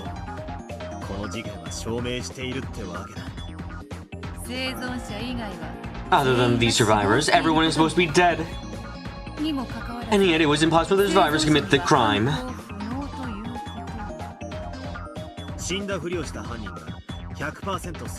It's absolute proof that one of the culprits faked their death. And since there exists a culprit who faked his or her death, that's absolute proof that there were multiple culprits. Only a culprit can fake an examination and lie. The fifth and sixth Twilights may seem to be the perfect impossible crime. This one incident alone tells us so much.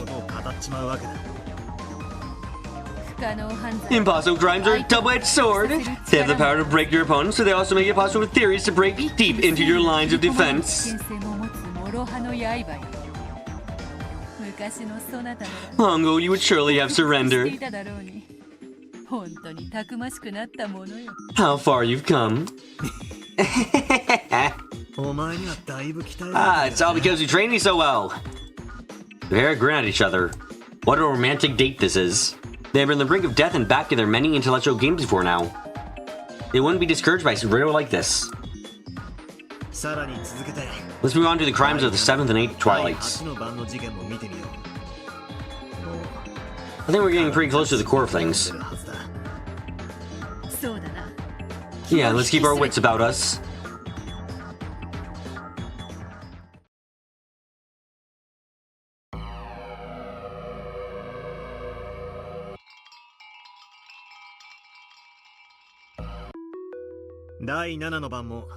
The situation is exactly the same in the seventh Twilight. Jessica's purpose statement, which we can trust, shows that the four cousins, which means all the survivors could have committed the crime. And yet, there's something I don't quite get. The cover of the first and second Twilights was one of those five victims of the first Twilight. That person was still in Natsu's room, but we know their child was a culprit too, who lied when examining the death of their parents. However, the only kids who can be the culprit are Valor, George, and Maria.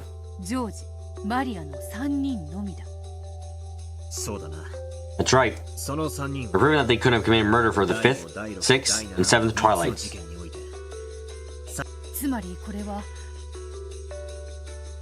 Really spelling it out at this point, aren't they? Look, you're 13 hints in or so? Yeah, I understand.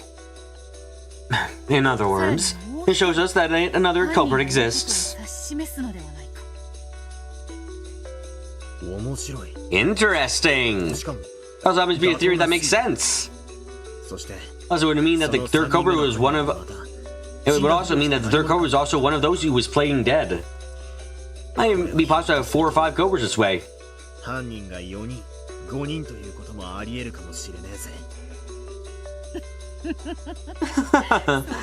I'm not so sure about that.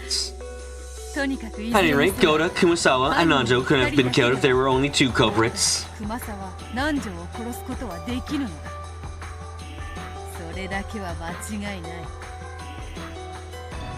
There can be no doubt of that. This is getting complicated. Is it a group of 3 culprits? Was it a pair working together and someone else on their own?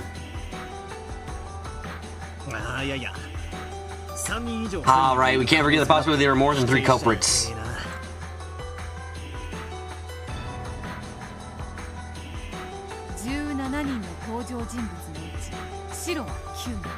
One of the 17 people who appear in the story, 9 have been confirmed innocent.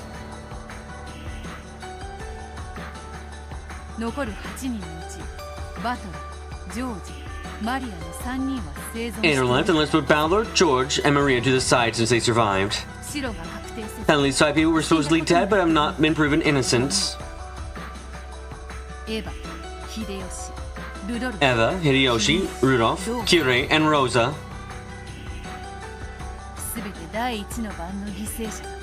All were victims of the first Twilight.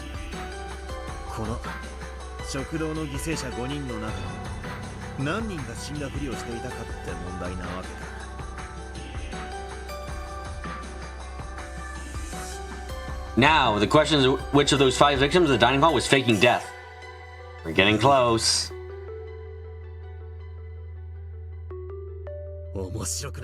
I'm starting to like this.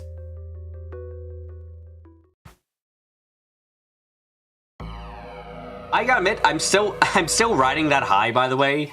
I'm still riding that high of, yeah, I solved the fucking mystery on my own. Woo! I'm still riding that high. I'm actually so proud of that. Maybe too much so, but I'm happy. As for the 8th Twilight, in the end, layout's exactly the same. Indeed. The narration says that George, Balor, and Maria could not have killed Jessica. The 3 survivors couldn't have done it. Our statements here sound like they have a lot of hints for us. George and Maria's purple statements are particularly interesting. If only we could trust them, that would be quite a powerful clue. George Anaki's innocent, then his purple statement about Maria being unable to kill anyone would be true, and Maria would be confirmed innocent. In the same way, if Maria is innocent, then her statement about George being unable to kill an adult would be true. That would consequently prove George Anaki innocent as well. But we cannot confirm that either of them is innocent. George Anaki or Maria could prove that the other was innocent, they would be innocent too. It's like a chicken egg dilemma. It almost seems like a usual hint, but not quite. Pretty annoying. Proving innocence for either of them probably won't be easy. At least we've gotten the suspects down to a small number. From here on out, there's probably nothing left to do except check each one to see if they could have been the culprit. You're right. Feels like we're getting to the final stretch.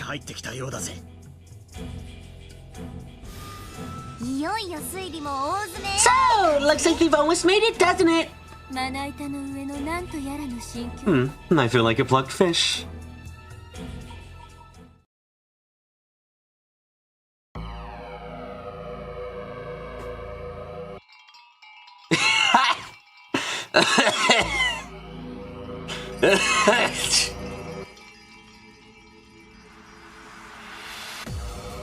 George and Maria are chicken egg. George and Maria are chicken egg. I was not expecting that to be one of. Okay, that's great shit. That's great.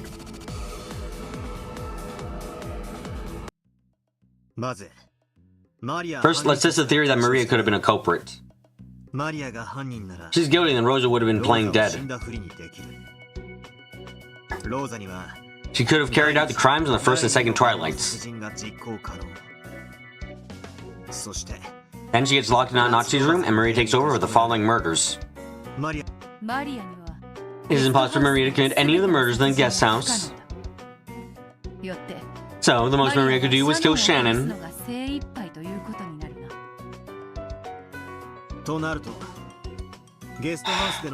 Which means the third culprit we need for the guest house murders. The third one would have to be Eva, Hideyoshi, Rudolph, or Kirei. And that means we need a fourth culprit too, right?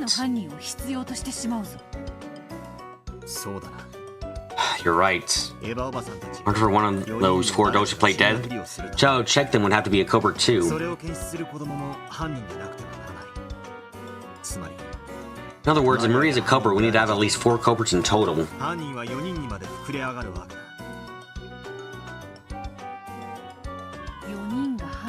If there are four culprits, then each of them must kill at least one person.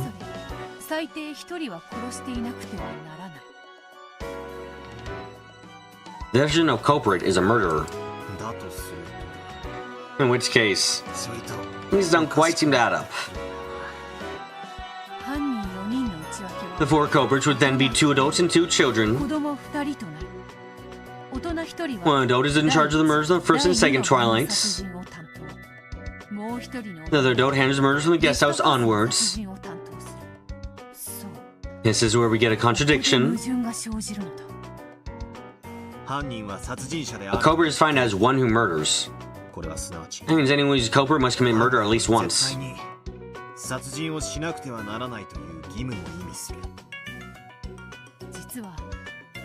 Simply put, there are very few people that a child culprit could murder. The children could not have killed in the first and second Twilights. They also can't commit murder after their first deaths in the guest house take place. The only one that can possibly commit is Shannon's murder on the fourth Twilight. Child culprit can only kill Shannon. Second child culprit wouldn't kill anyone, so he couldn't be a culprit at all.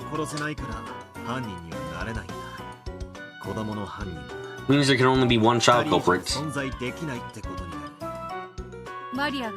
As soon as we pick Maria as a culprit, we need another adult culprit besides Rosa. However, it's impossible for there to be a second child culprit to lie about their parents' death.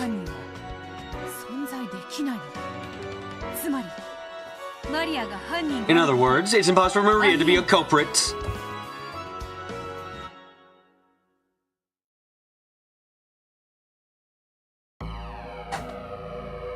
Hint 17, here we go.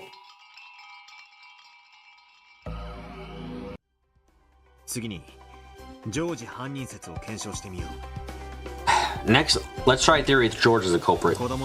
Only one child culprit can exist. So if George Anaki is a culprit, that means Auntie Eva and Uncle Hideyoshi are the only adults who could have been playing dead.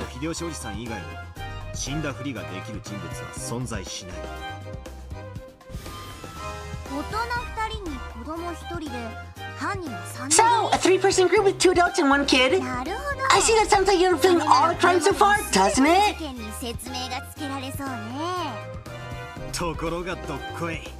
But hold it! That's actually impossible too. Indeed. It's clearly shown that George cannot be a culprit.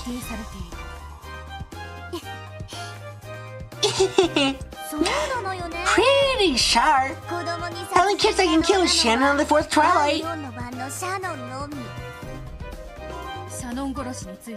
A trustworthy purple statement has already proven that George couldn't have been the culprit in Shannon's murder. That's it. It's one tiny alibi that only works for Shannon's murder. That proves George Oniki's innocent for all the crimes. How are there fucking more than just... How are there any more hints? Why do we need more? What?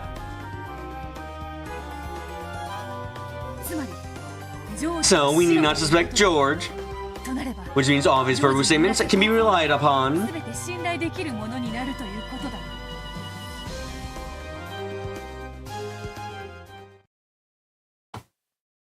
Hello, viewer. Welcome.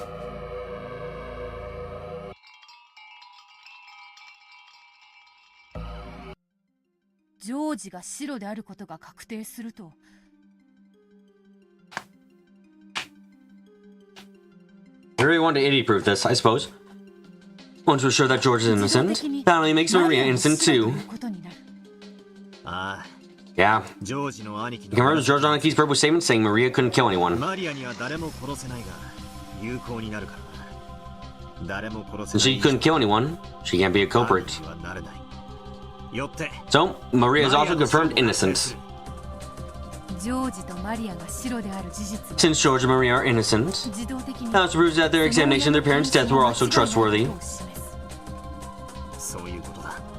That's right. No one will reach a wrong conclusion when examining a body. And people who aren't culprits can't lie. So, the deaths of their parents have been confirmed, and those parents are also innocent. We've gotten rid of almost everyone. The answer is already clear, is it not?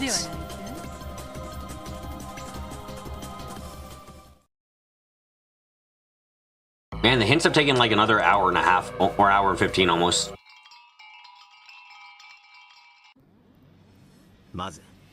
First off, there are multiple culprits. That's confirmed. These crimes are impossible for a single person. To start, one of the adult culprits carried out the first Twilight, then played dead. There's no that all the servants with master keys are innocent.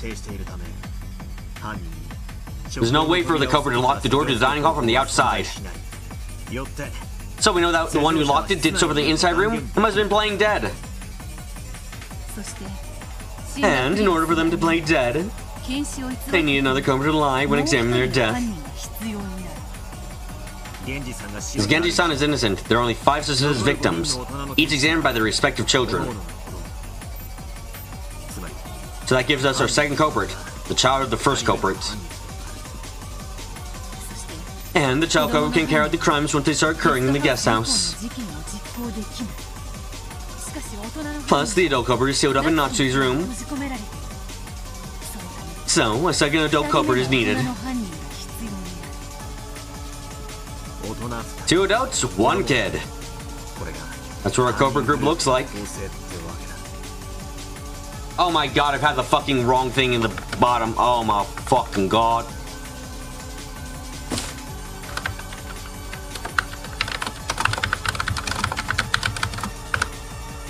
I am fucked.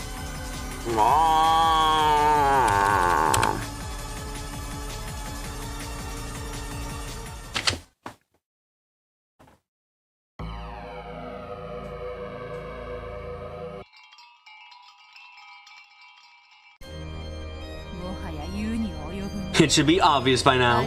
The name of the child culprit in this group. The name of the child culprit in this culprit group is clear.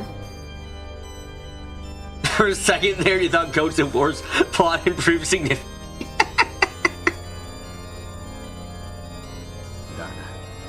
Pretty much. All the kids have been proven innocent with one exception.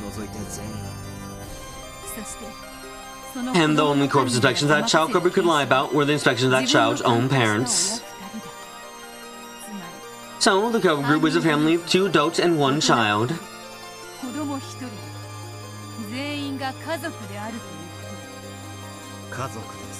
Murder with the family. How sweet. So, who are the three culprits? There's only a point in stretching this out further, is there? Okay, what's the hint? What does that hint come out as? Just make the guess, dumbass? The three culprits are a family. In a twist, though, the culprits are actually being controlled by the curse. No! We always want to battle their family power trio. I mean, yes, but mainly not like this.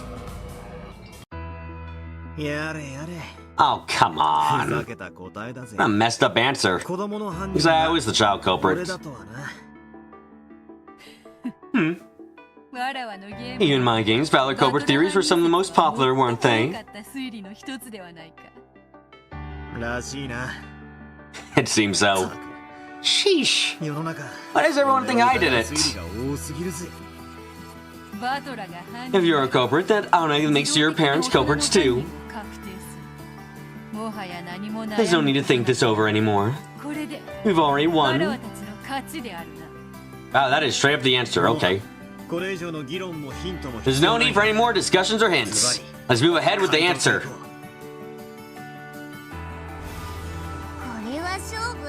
Is it over? Well done. Seems the mystery of this level was enough to beat those two after all.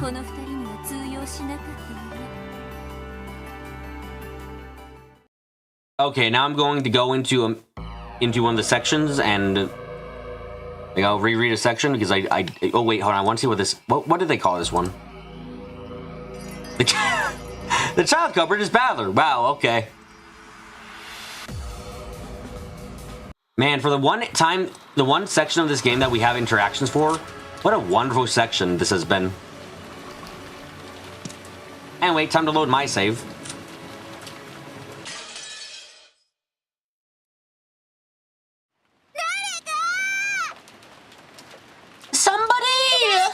Is anyone there? Oni-chan!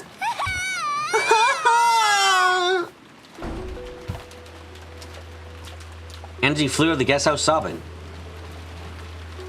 Is anyone still alive on this island? It's your regular traumatized Angie O'Clock, guys! When she checked the cousin's room earlier, it had been completely empty. However, she remembered that she hadn't seen Balor's body or George's or Maria's. What she didn't know was whether this meant they were safe, or whether she would not be reunited with them as corpses.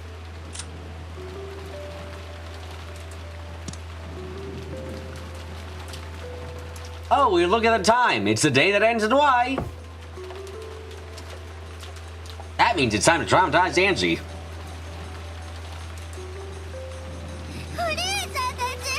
Where are you guys? Where are you? Answer me!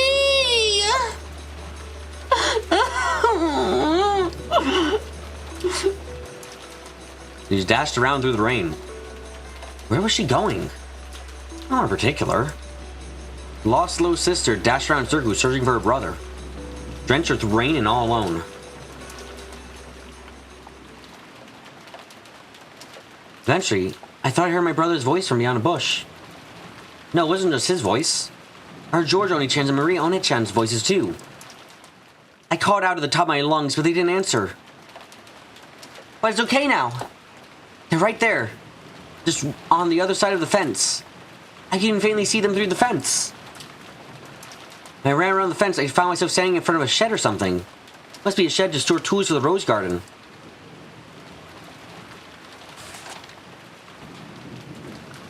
The three of them were standing in front of the shed. Oni-chan! I cried out, my voice didn't reach them. Back where it all began. Damn. Even though I yelled so loudly? Something felt very wrong about all of this. When people hear a voice, even when they pretend not to have heard it, the device is to show some sign that they've noticed. However, there was no trace of that in the three of them. Even though I was screaming so loud, truly wasn't reaching their ears. The instant I understood that, my ass towards them slowed and came to a halt. Though we appeared to be in the same world, we're actually in different worlds entirely. It was like a TV. Or was it more like ghosts? I could see them clearly, As far as they were concerned, I didn't exist. After all, look. Even I stand right in front of them, their eyes can't see me. If I try to touch them, will I really be able to? What if my hand just goes right through? I was so scared of the thought that I could do nothing but stand there in shock, even though I was so close to them. Damn it! I don't have a clue anymore! Someone must have snuck in from the outside! Someone must have snuck in from outside the island after all! That person massacred the Umineko family! No matter how much you lock yourselves in, someone always gets killed.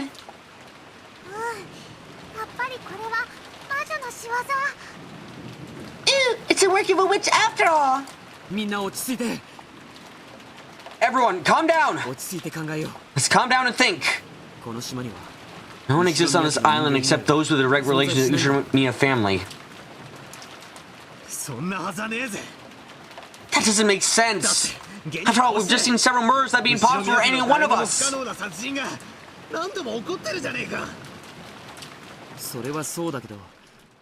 Well, that's true.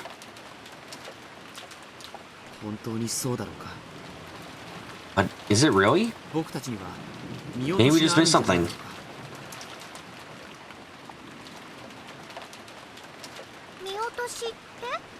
Miss something?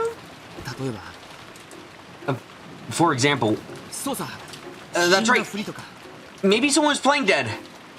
Since we're the only ones on this island, the culprit must be one of us.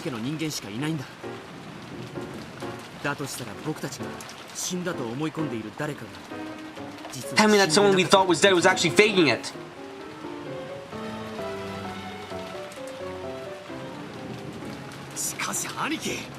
Aniki, that's impossible! Everyone in the corpse was checked by someone! There's no way any of them were faking! I don't want to think about it, but what if their corpse inspections were also faked?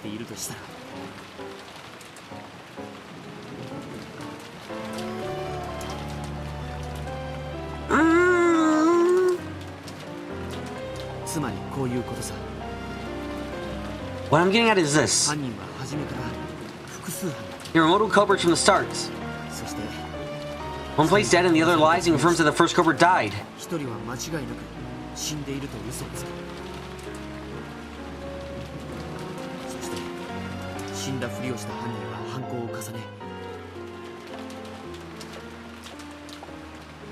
Then the culprit who played dead keeps on committing crimes.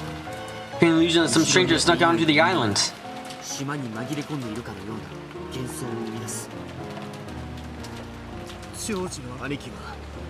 Do you still suspect someone in the Umineko family being the culprit?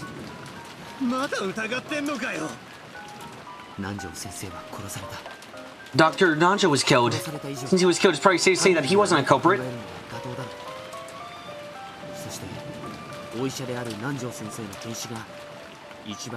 And we can consider the examinations performed by the doctor like him to be the most reliable.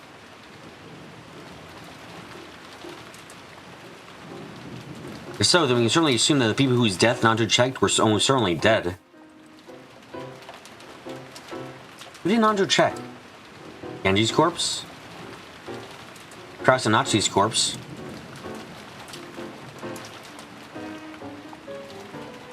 Chan's corpse? Goden Kumasawa's corpse?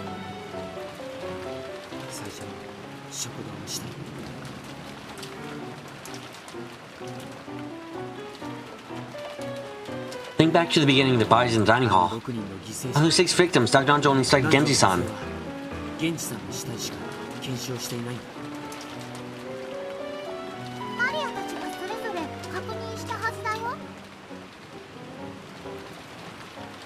But didn't the rest of us check the others? Yes, but Dr. Nanjo didn't actually inspect them himself.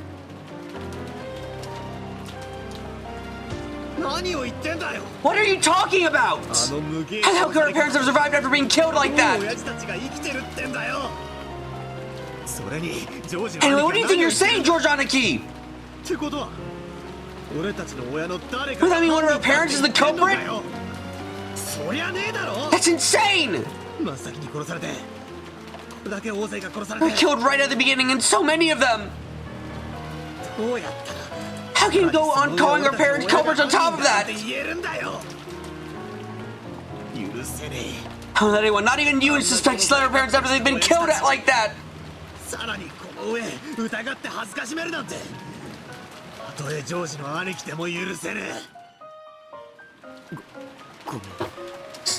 Sorry. I know my mama is straight dead. So does that mean George Oni-chan's parents or Bal parents were the culprits? Completely unaware or uncaring about Balor probably looking like he's gonna fucking murder them both. Which, you know, he might.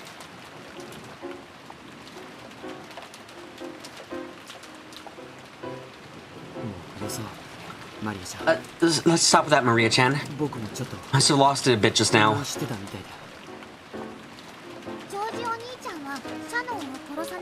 George Oni-chan wouldn't kill Shannon. That's enough! None of us would kill our family, right? So I don't think George Oni-chan would lie and say his parents were dead. If they were really alive.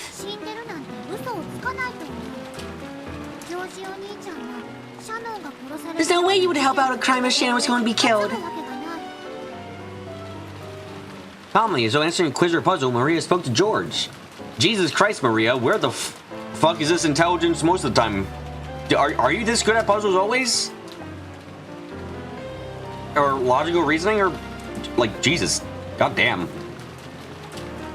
Yeah. Also, this is the consequence of having the game board be played with sentient-ish pieces. Nothing fucking good and just a lot of trauma. Then, with a blank look on her face, she turned to Balor and spoke. Balor, you saw your mom and dad's corpses, right?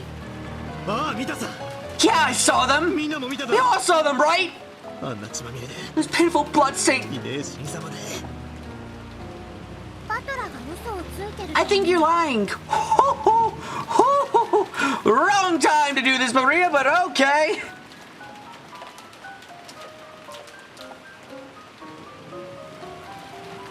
Never test your reasoning ability. In her world, the work of a magical witch is the most rational answer. Huh. I hadn't thought about it like that. Also, I'm going to just quickly... I'm going to use the bathroom quickly and get something to chew on. I'll be right back. Be right back, right back, right back.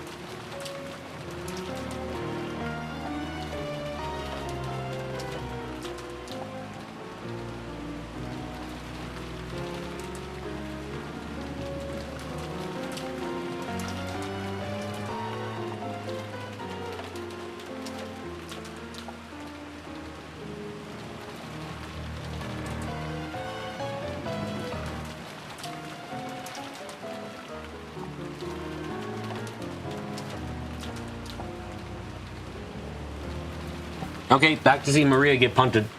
Let's go. Hey, Balor's gonna do his best Rosix impression. Huh? Where the hell did that come from? Because that way, it all makes sense. And anyhow, your parents weren't dead.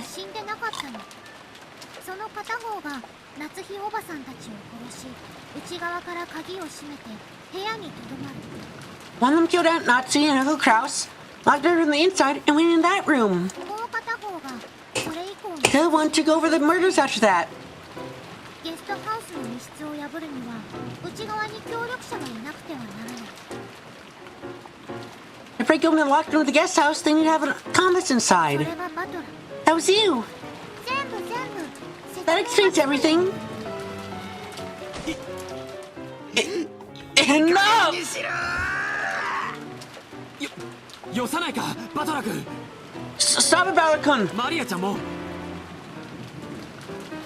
You do, Maria-chan. やっと頭の中の狼と羊のパズルがぴったりと Finally, all the pieces are together in the wolves and sheep puzzle in my head. The culprits are Balder's family. おう、 Ugh. 正解。 Am I right?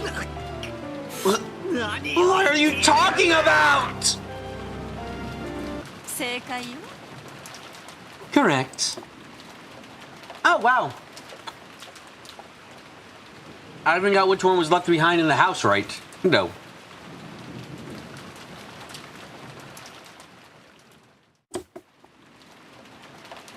He spun around surprised. There, covered in blood, yet wearing cheery expressions, were Rodolph and Kirei. ルドルフおじさん、キリエおばさん。 Uncle Rudolph and Kirei, I'm so glad you're sick.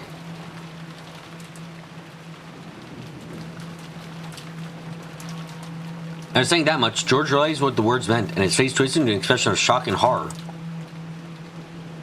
Maria wasn't surprised. However, she showed no joy at having her answer proven correct. As for Balor, Angie saw it.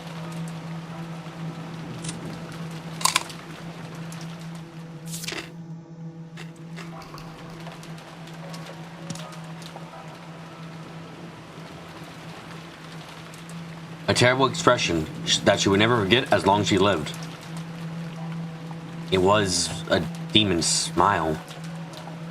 A hideous demon that she never be able to look at again twisted its face in a foul grin, and the truly horrible thing was, she saw it, her brother's face.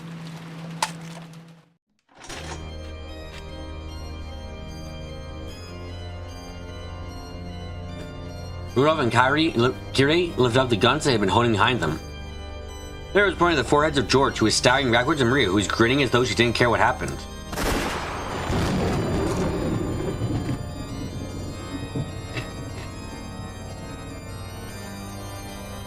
There was a flash of lightning and a crack of thunder.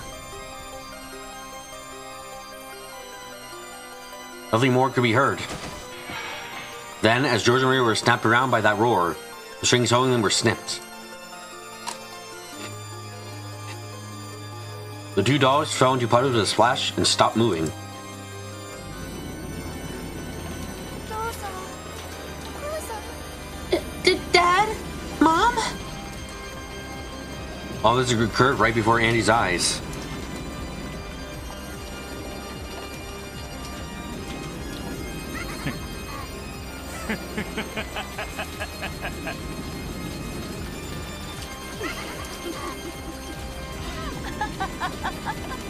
What an image, huh?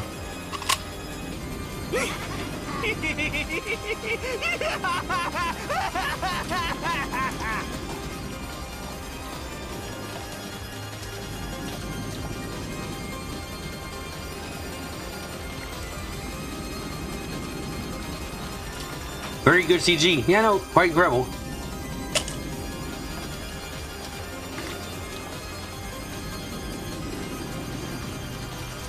Just how much does Bernie hate Andy? Like, this has to be overkill at this point? I'm really not sure what Andy did to piss off Bernie so much, but it seems very much there.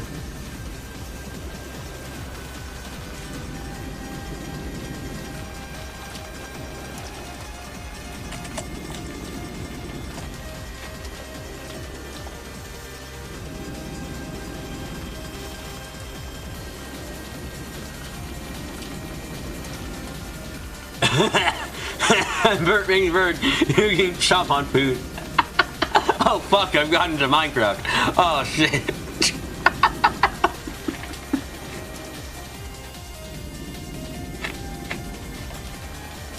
Funny as shit.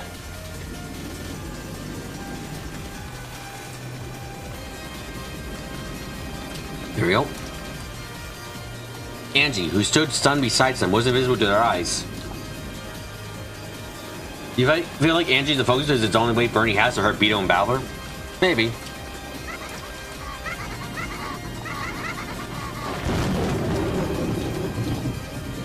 They guffled, overcome with laughter.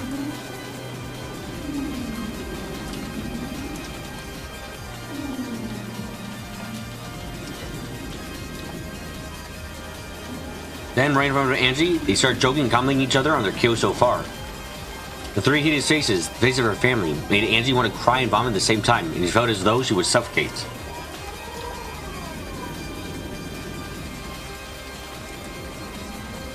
Angie dashed away, covering her mouth.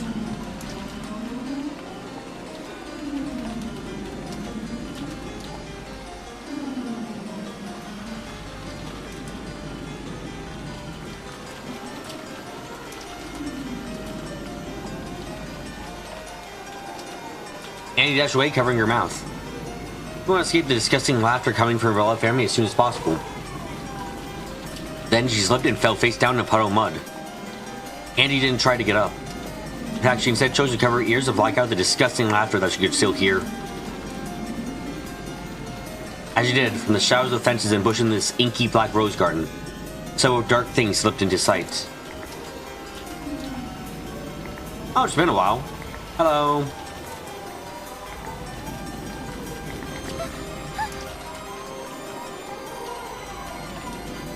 Angie looked around in surprise to see that eerie black shapes that appeared from all over the garden were slowly surrounding her.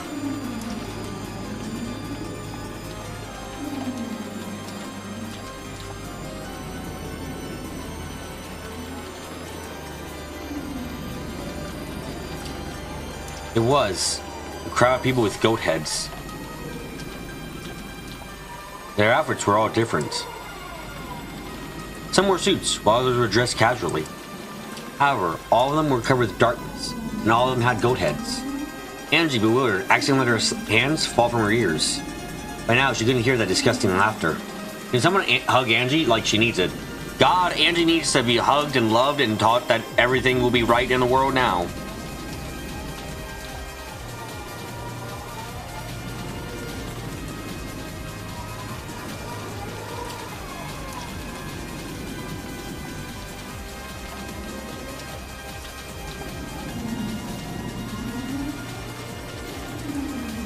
However, in its place, she could hear the words spoken by the goats.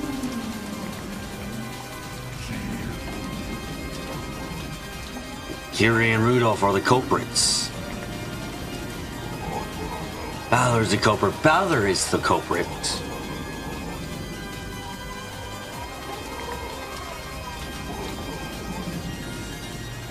Balor culprit theory.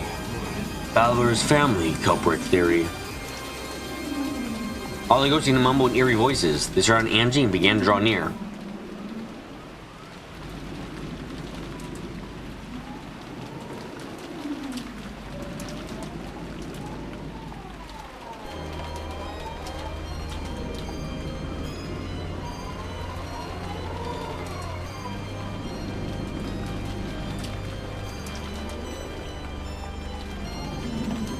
They all pressed around her, each of them speaking of Angie's family as the culprits. At first, everyone joined in on the Eva culprit theory. The sole survivor Rokujima had gotten almost all of the wealth to herself, so the theory is only natural. Why was Ushinomiya Eva the only one who escaped to Kuwadorian? And why did she refuse to so suddenly talk about what happened that day? Besides that, the Eva culprit theory explained all this. These goat scenes made many Japanese readers hate Ryukishi for years and years for insulting the fanbase. It was a big controversy. Sounds like you had to be there kind of deal. However, when Eva died of illness and people would learn that all the vast wealth she had created by unscrupulous means would go to Angie, Public opinion, or rather the forgers, created a new culprit theory and spread it around. This was the Rudolph's family culprit theory. It was normal for everyone to come to the family conference. Why was Angie the only one who didn't come this time? Did Rudolph's family have some reason for not bringing the young Angie with them? They did take Ballard, but he wasn't Kiri's son. Then, when it was revealed in some magazines that Kiri's family had close ties to a massive gangster organization, all eyes suddenly gathered on Kiri herself. Then, the truth was also laid bare about how Rudolph had made a killing out of fraudulent business practices.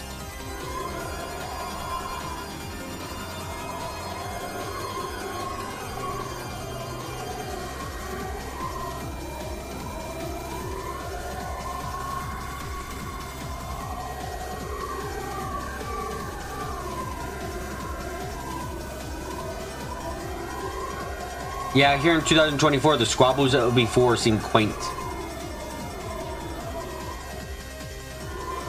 Then, the truth was also laid bare, and almost immediately the couple became thought of as the most suspicious people on the island. Each episode would release 6 months apart, so in between episodes I had read online reader comments and reaction theories people had to message boards, most of which were very wrong. Hideyoshi and Eva's company might have been rough, but at least it had operated within the law. However, the more Rudolph's company was investigated, the more dirt was dug up. Furthermore, Tripp was writing some party tickets from the time Rudolph and Kiri were students was also testified to. It showed that they were far more suspicious than Eva's family.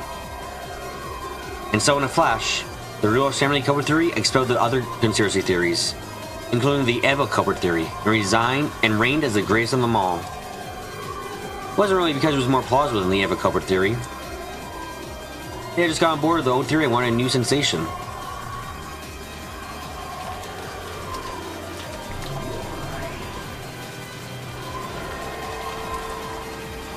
The goat seemed to bend and undulate. The sky rapidly turned white, becoming a ceiling lit by fluorescent lamps.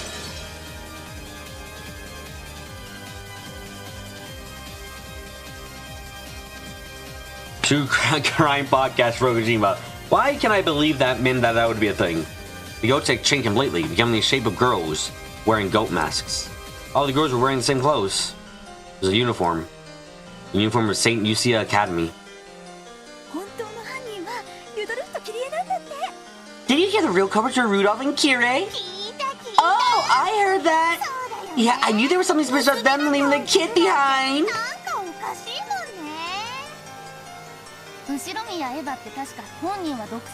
Didn't Ushumi Eva say herself that she was being poisoned to death? Isn't that the obvious who was behind it? Must be nice for her. She used her whole family and riches all to herself, right? I always knew that Rudolph's family culprit theory was right. I always thought there was something strange about Ushomiya-san. We always thought she was weird. Rudolph and Kiri did it. Wasn't Ballard part of it too? Rudolph family culprit theory. Rudolph and Kiri were the culprits. They tried to get the family wealth on themselves, so they fell at the hands of Eva. But in the end, Ushomi Angie gets everything anyway, doesn't she? Rudolph and Kiri are the culprits, of course. Rudolph's family culprit theory. Rudolph and Kiri and Ballard did it. Rudolph, Kiri, and Ballard did it. They're saying your family did it, Ushomiya-san. What do you think of that? Come on, tell us. In the end, you get all the family wealth yourself, don't you? Even at the end, Ushomi Eva never tell you anything, right? I always knew there was something wrong with that girl. That also looks like Eva hated you so much. Hey, say something, tell us what you think. She really is a creepy child, isn't she? At least say something about what you think of the theory, you sicko.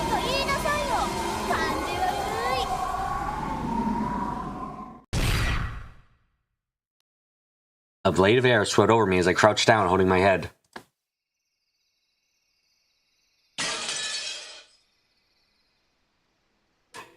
In the end, it all comes back to the most basic evil of the world. High schoolers. Seems like it. In a flash, the illusion of the goat-headed girl students who were surrounding me shattered. I was curled up in a puddle in the rainy rose garden, surrounded by goats. But then, those goats were also sliced in half, and the upper half slid to the side. It's like seeing a master swordsman slicing through a stick of bamboo. こっち This way! The voice came from that black cat. Black cat with the bell that guided me here. Incredible that can talk. That doesn't matter now. I dashed after it. The goat shrank back. A hole opened up in the encirclement. The black cat dashed through it. As I hurried through after, the goats began to chase after me. Countless heavy footsteps thundered behind us. どこまで逃げるの Where are we running to, Mr. Cat? The cat ignored my stupid question. Where are we running to? It's obvious. As far as we can make it. However, there was an unbelievable number of goats. It wasn't just a group chasing us. There were probably goats hiding throughout the rose garden. Everywhere we went, a group of them would appear and block our path. Each time we bumped into them, we ran down a different path in the maze of the rose garden. So, I didn't even know which direction we were running anymore. Maybe we were just running around in circles inside a massive crowd of goats, could it?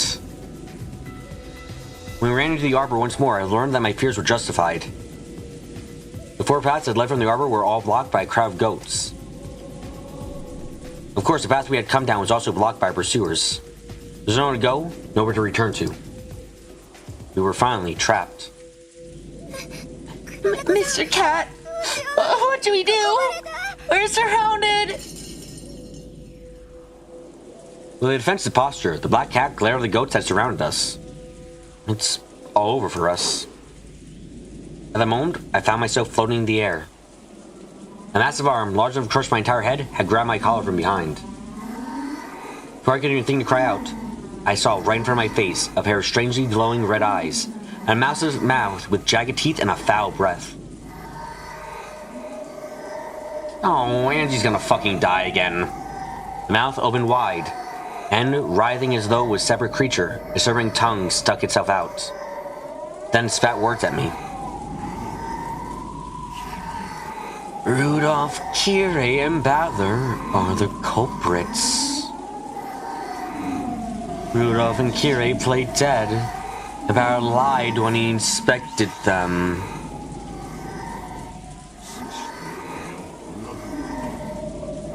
Then one of the parents carried out the murders into the second twilight and hidden under the bed in Natsui's room.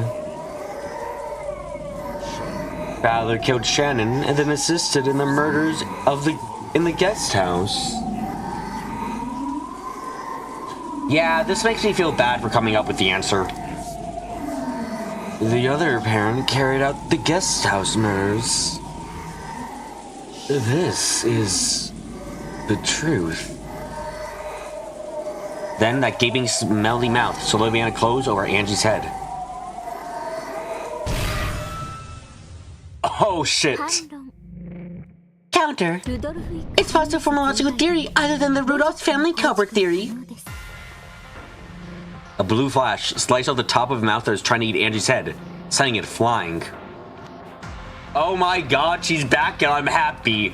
She's back and I'm happy. What the fuck has this game done to me? What has this game done to me? I'm happy Erica's back. What the fuck? I fell into a puddle, along with the goat that was still grasping my collar. There was nothing left of it above the straw. Without any hesitation, the goats stretched out their thick arms as though this was a chance to snatch this prey for themselves, and they rushed towards me. All of them spoke in unison.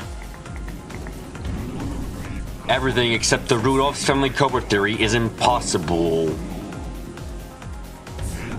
Absolutely impossible.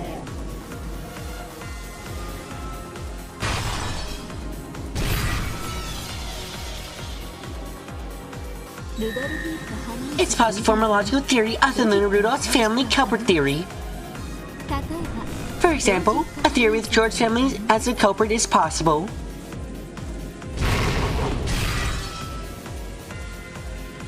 A red flash and a blue line became blades of wind that passed over my head. Flew at the goat that tried to pick me up and sliced both its arms off like a knife through butter. I think the next goat is dashed not towards me, but towards the black cat that was dragging me from behind. Also, Erica was the black cat apparently. Okay, I buy it. As I stand on my butt, staring up at the rainy night sky, the massive goats were in the air right above me, fighting the black cat or someone. The George's family Gilbert theory is impossible. George can't kill Shannon.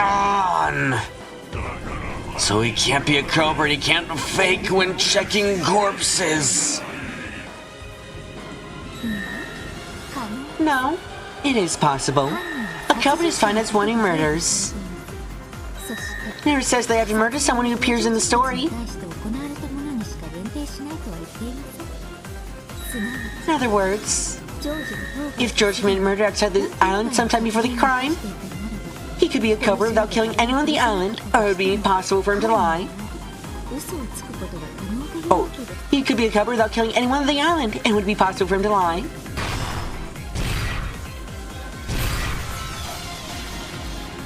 The deep red curves coupled by the swings bit into the goats.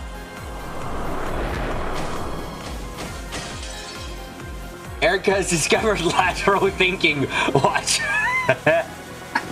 Oh my god, Erica! You really grew it as a person! You know how to think about more than one possible aspect of something! Amazing!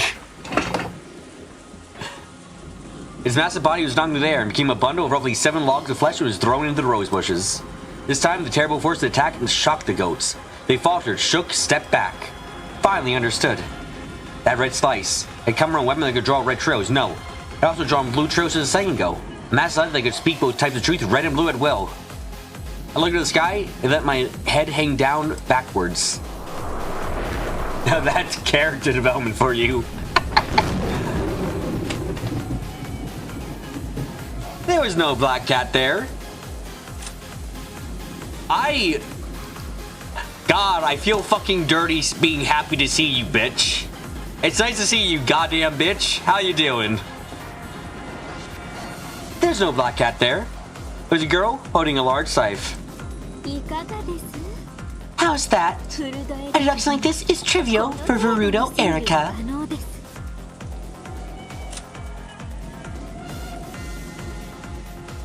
Verudo Erica, the witch of truth who may come back from the depths of Lynn. She's a rare anomaly, being at once a detective, a human, and a witch. Once again, she will serve her master, burning his cell and her scheming. I'm sorry, what? Did I get the chapter title now? The visitor who came late. Oh, yeah, I get it now.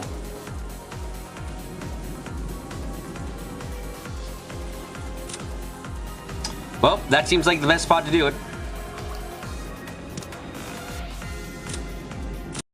What a fucking part so far. Oh god, that was great shit. Good shit. Great shit. Best shit. Oh my god. I'm excited. Also, I'm gonna keep calling Erica a bitch because I really don't like her, but I will respect her fucking, like, I will respect Erica's, like, persistence, honestly. I will respect that. Also, goddamn, do I really need to get all the trophies.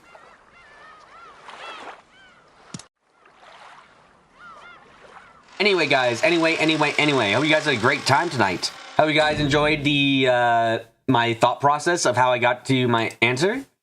I mean, she is so you don't need to stop. What? Anyway. Carrie's gonna come back immediately, Erica. Oh, that's gonna be glorious. I'm excited for that. Anyway. Thank you all again for coming to today's live stream. Hope you guys had a great time. Is the first time coming? I suggest you subscribe and hit the notification bell so where I'm streaming. Like thinking about the stream, leave a like and then comment down below. And share the stream around with whoever you think might be interested. But until next time, until the next of times, I'm gonna get up close. I'm gonna get quiet. And I'm gonna say goodbye.